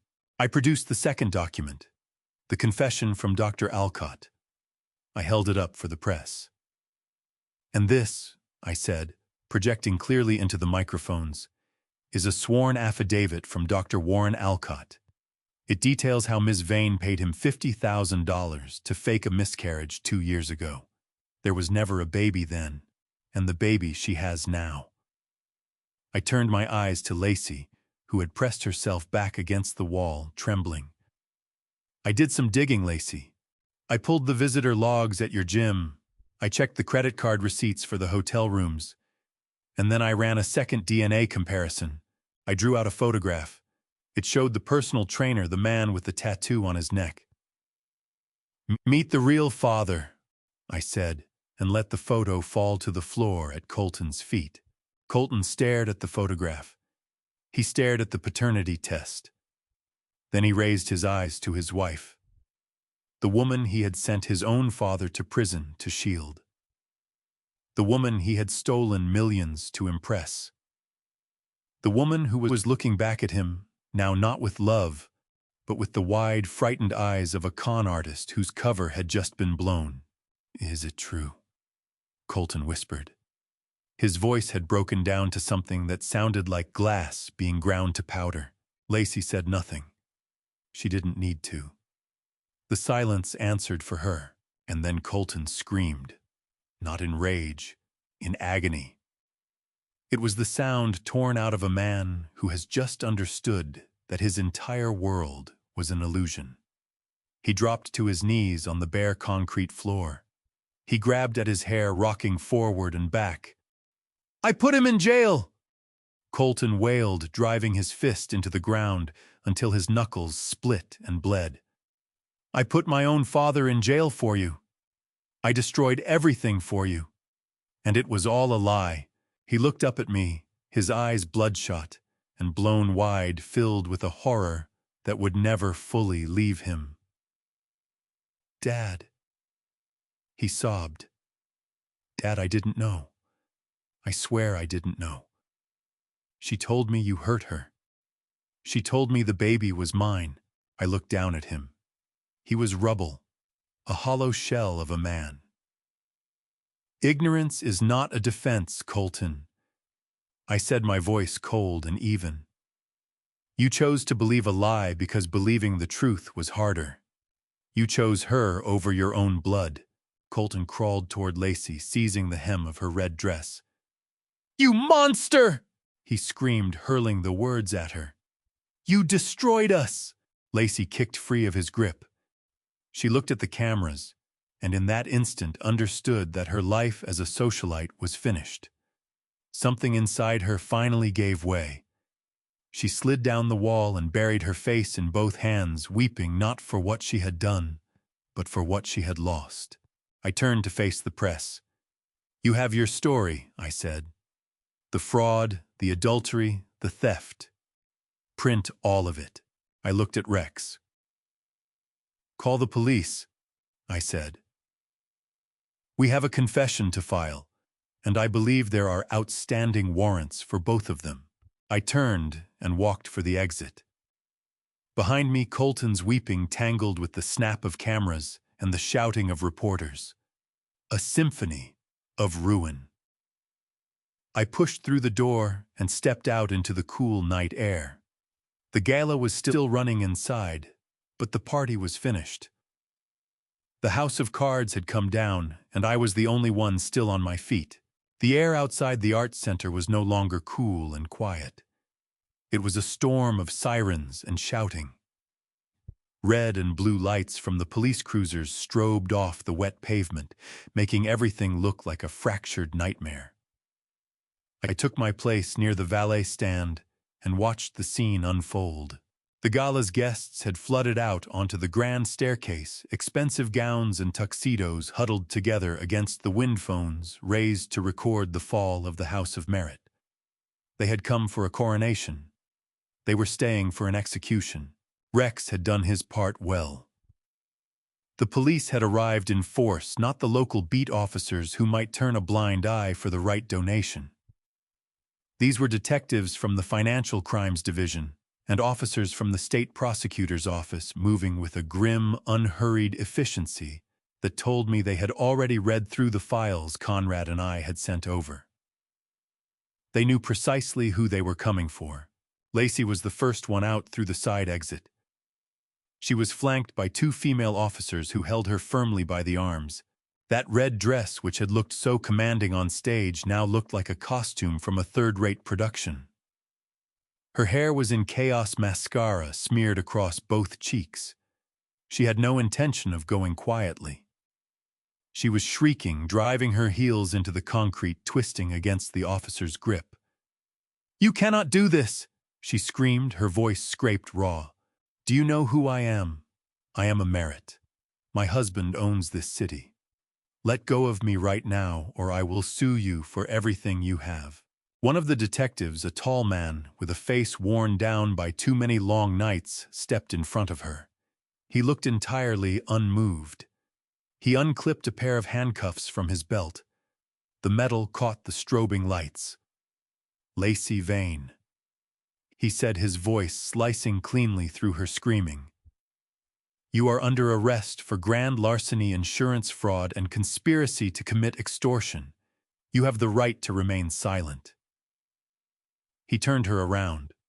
The ratchet of the cuffs locking shut was sharp and absolute. Lacey gasped. The cold steel on her wrists seemed to knock the fight out of her.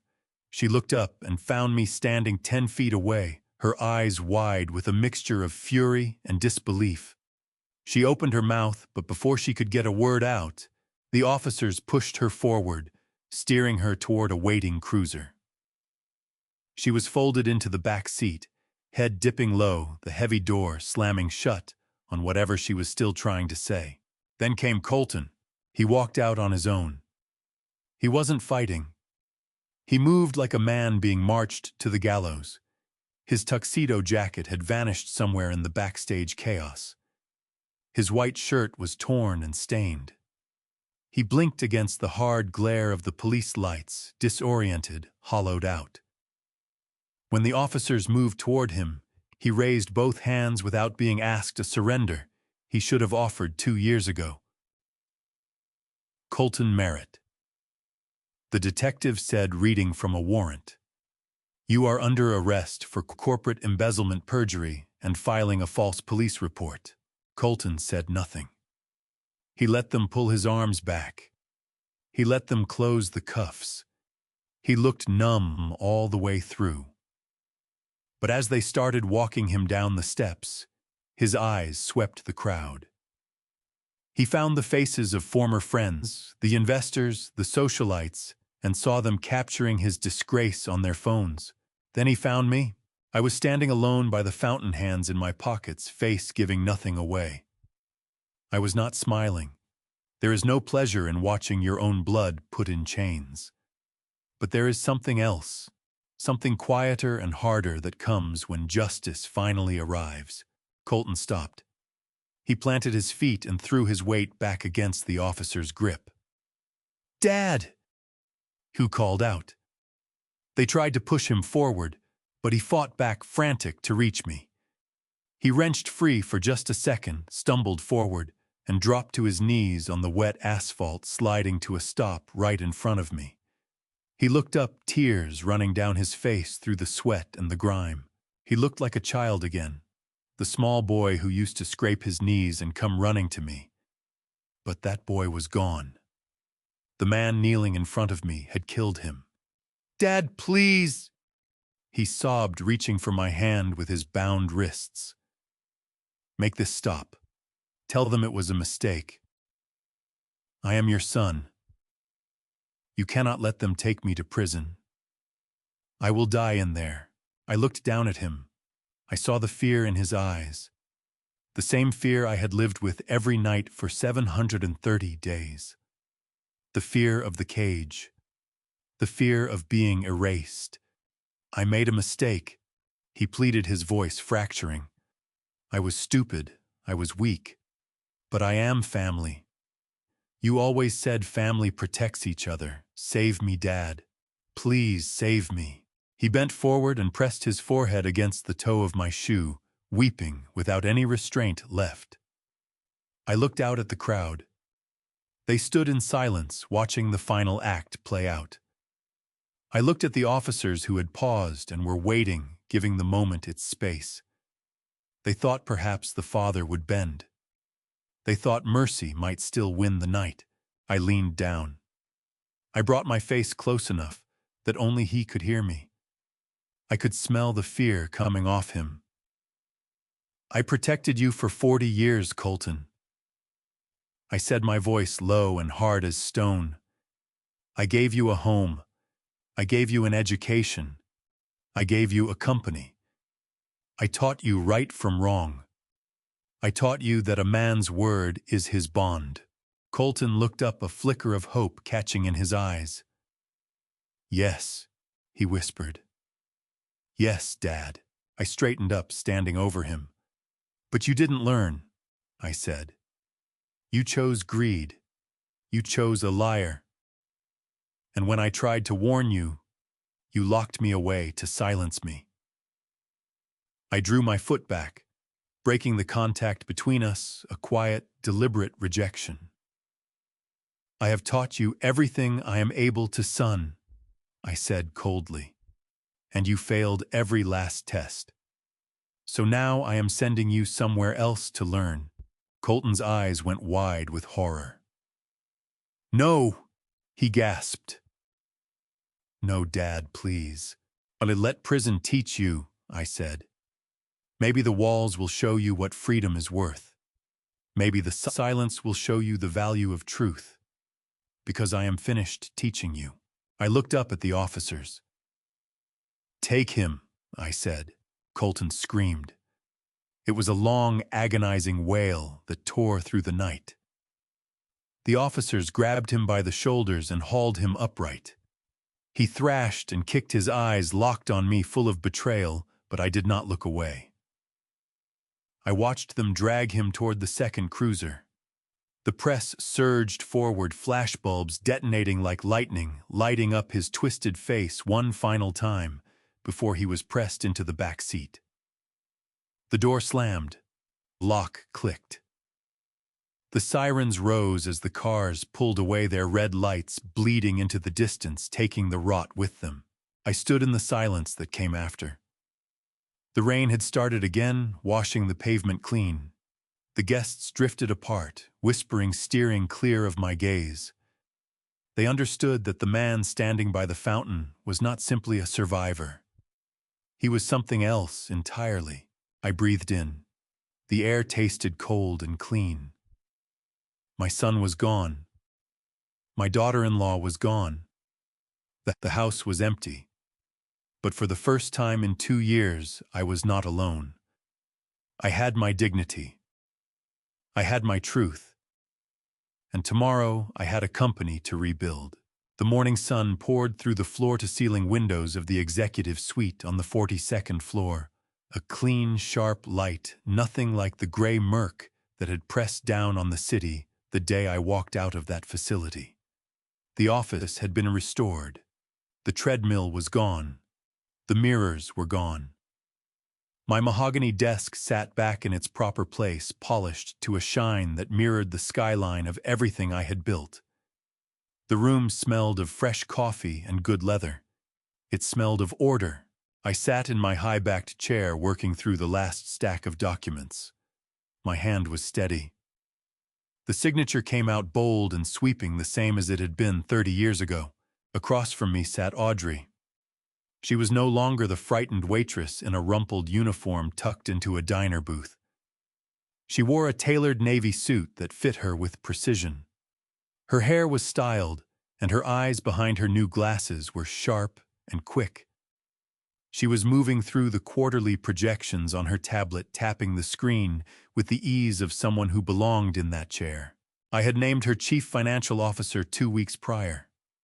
A few board members had lifted their eyebrows at her thin corporate resume, but when she uncovered 3 hidden accounts Colton had used to siphon funds, the eyebrows came back down. She had the one credential that outweighed any MBA. She had integrity. I set the pen on the desk. Done. The Clifton Merritt Legal Defense Fund is officially established, I said, sliding the paper across to her. $5 million in initial funding. It will provide top-tier legal representation for elderly people being financially exploited by their own families. No one should be left to rot in a cell because their children want an early inheritance. Audrey took the document and smiled a real smile, the kind that reaches the eyes. It's going to change a lot of lives, Clifton, she said. I've already brought on 3 lawyers from the district attorney's office to lead the team. They start on Monday. Good, I said, settling back. And how is Bennett? He loves the new school, she said, her whole face brightening. He asked whether Grandpa is coming to his soccer game on Saturday. A warmth moved through my chest that had nothing to do with money or power. Tell him I'll be there, I said. And tell him I'm bringing the orange slices. The intercom on my desk buzzed, cutting through the moment. My assistant's voice came through hesitant. Mr. Merritt, she said. I have a collect call from the state correctional facility. It's Colton. Do you want me to block it? I looked at the phone. The red light was blinking a slow, rhythmic pulse. Audrey looked up at me, her expression drawing tight.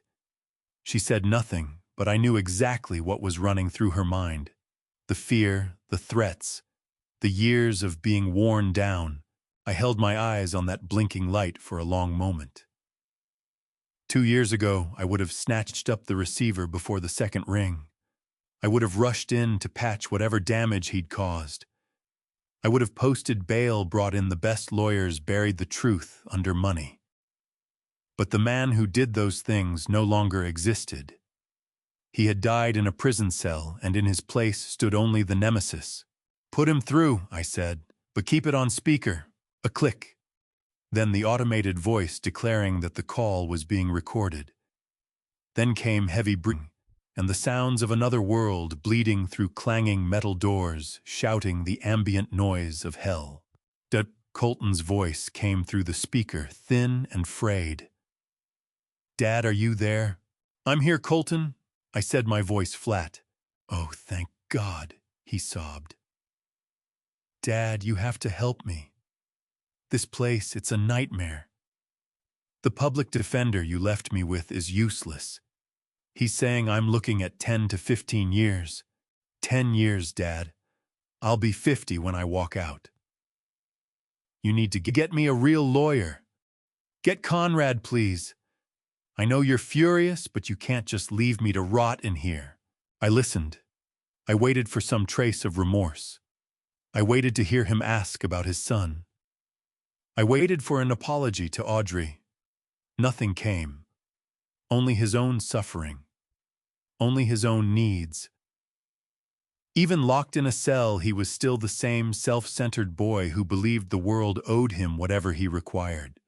I'm not angry, Colton, I said, keeping my voice even. Anger would mean I'm surprised. And I'm not surprised anymore. Hey, Dad, spare me the speech.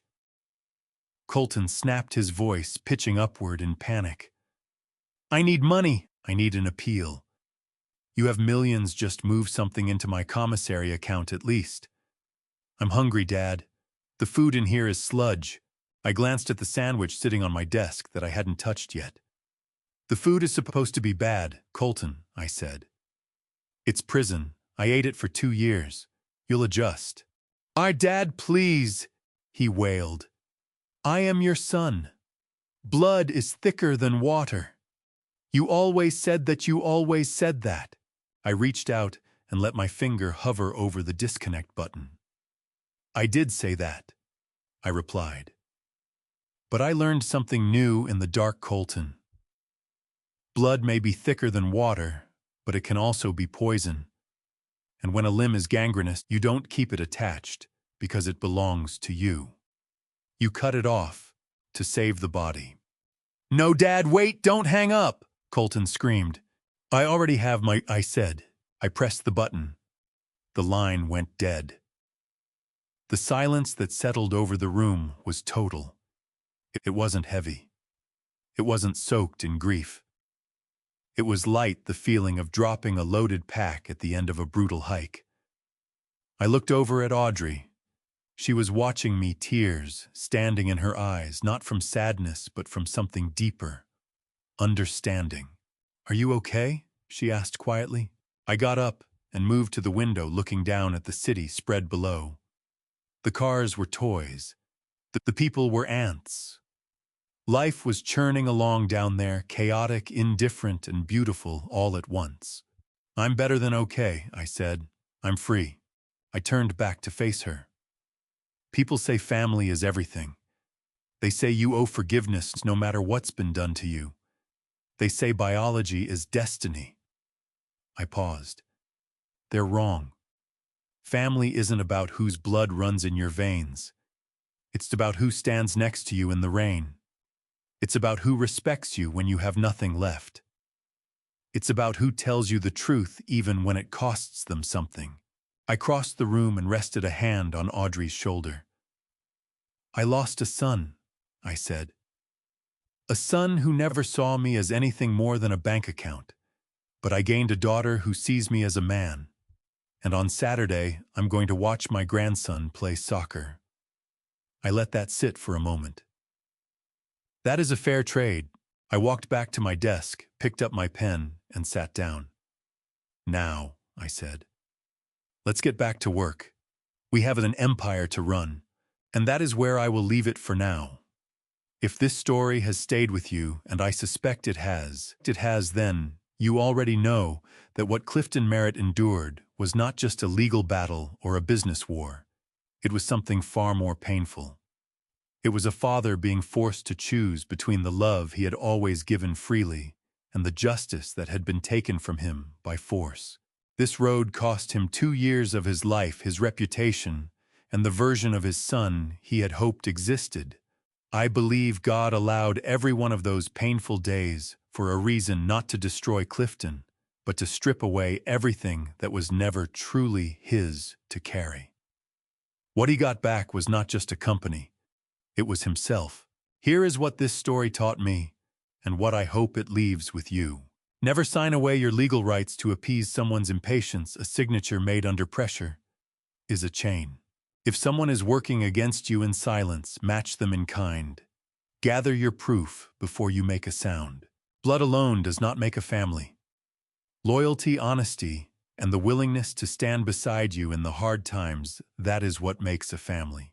And when you have been wronged, build something so solid with the truth that no lie can touch the foundation.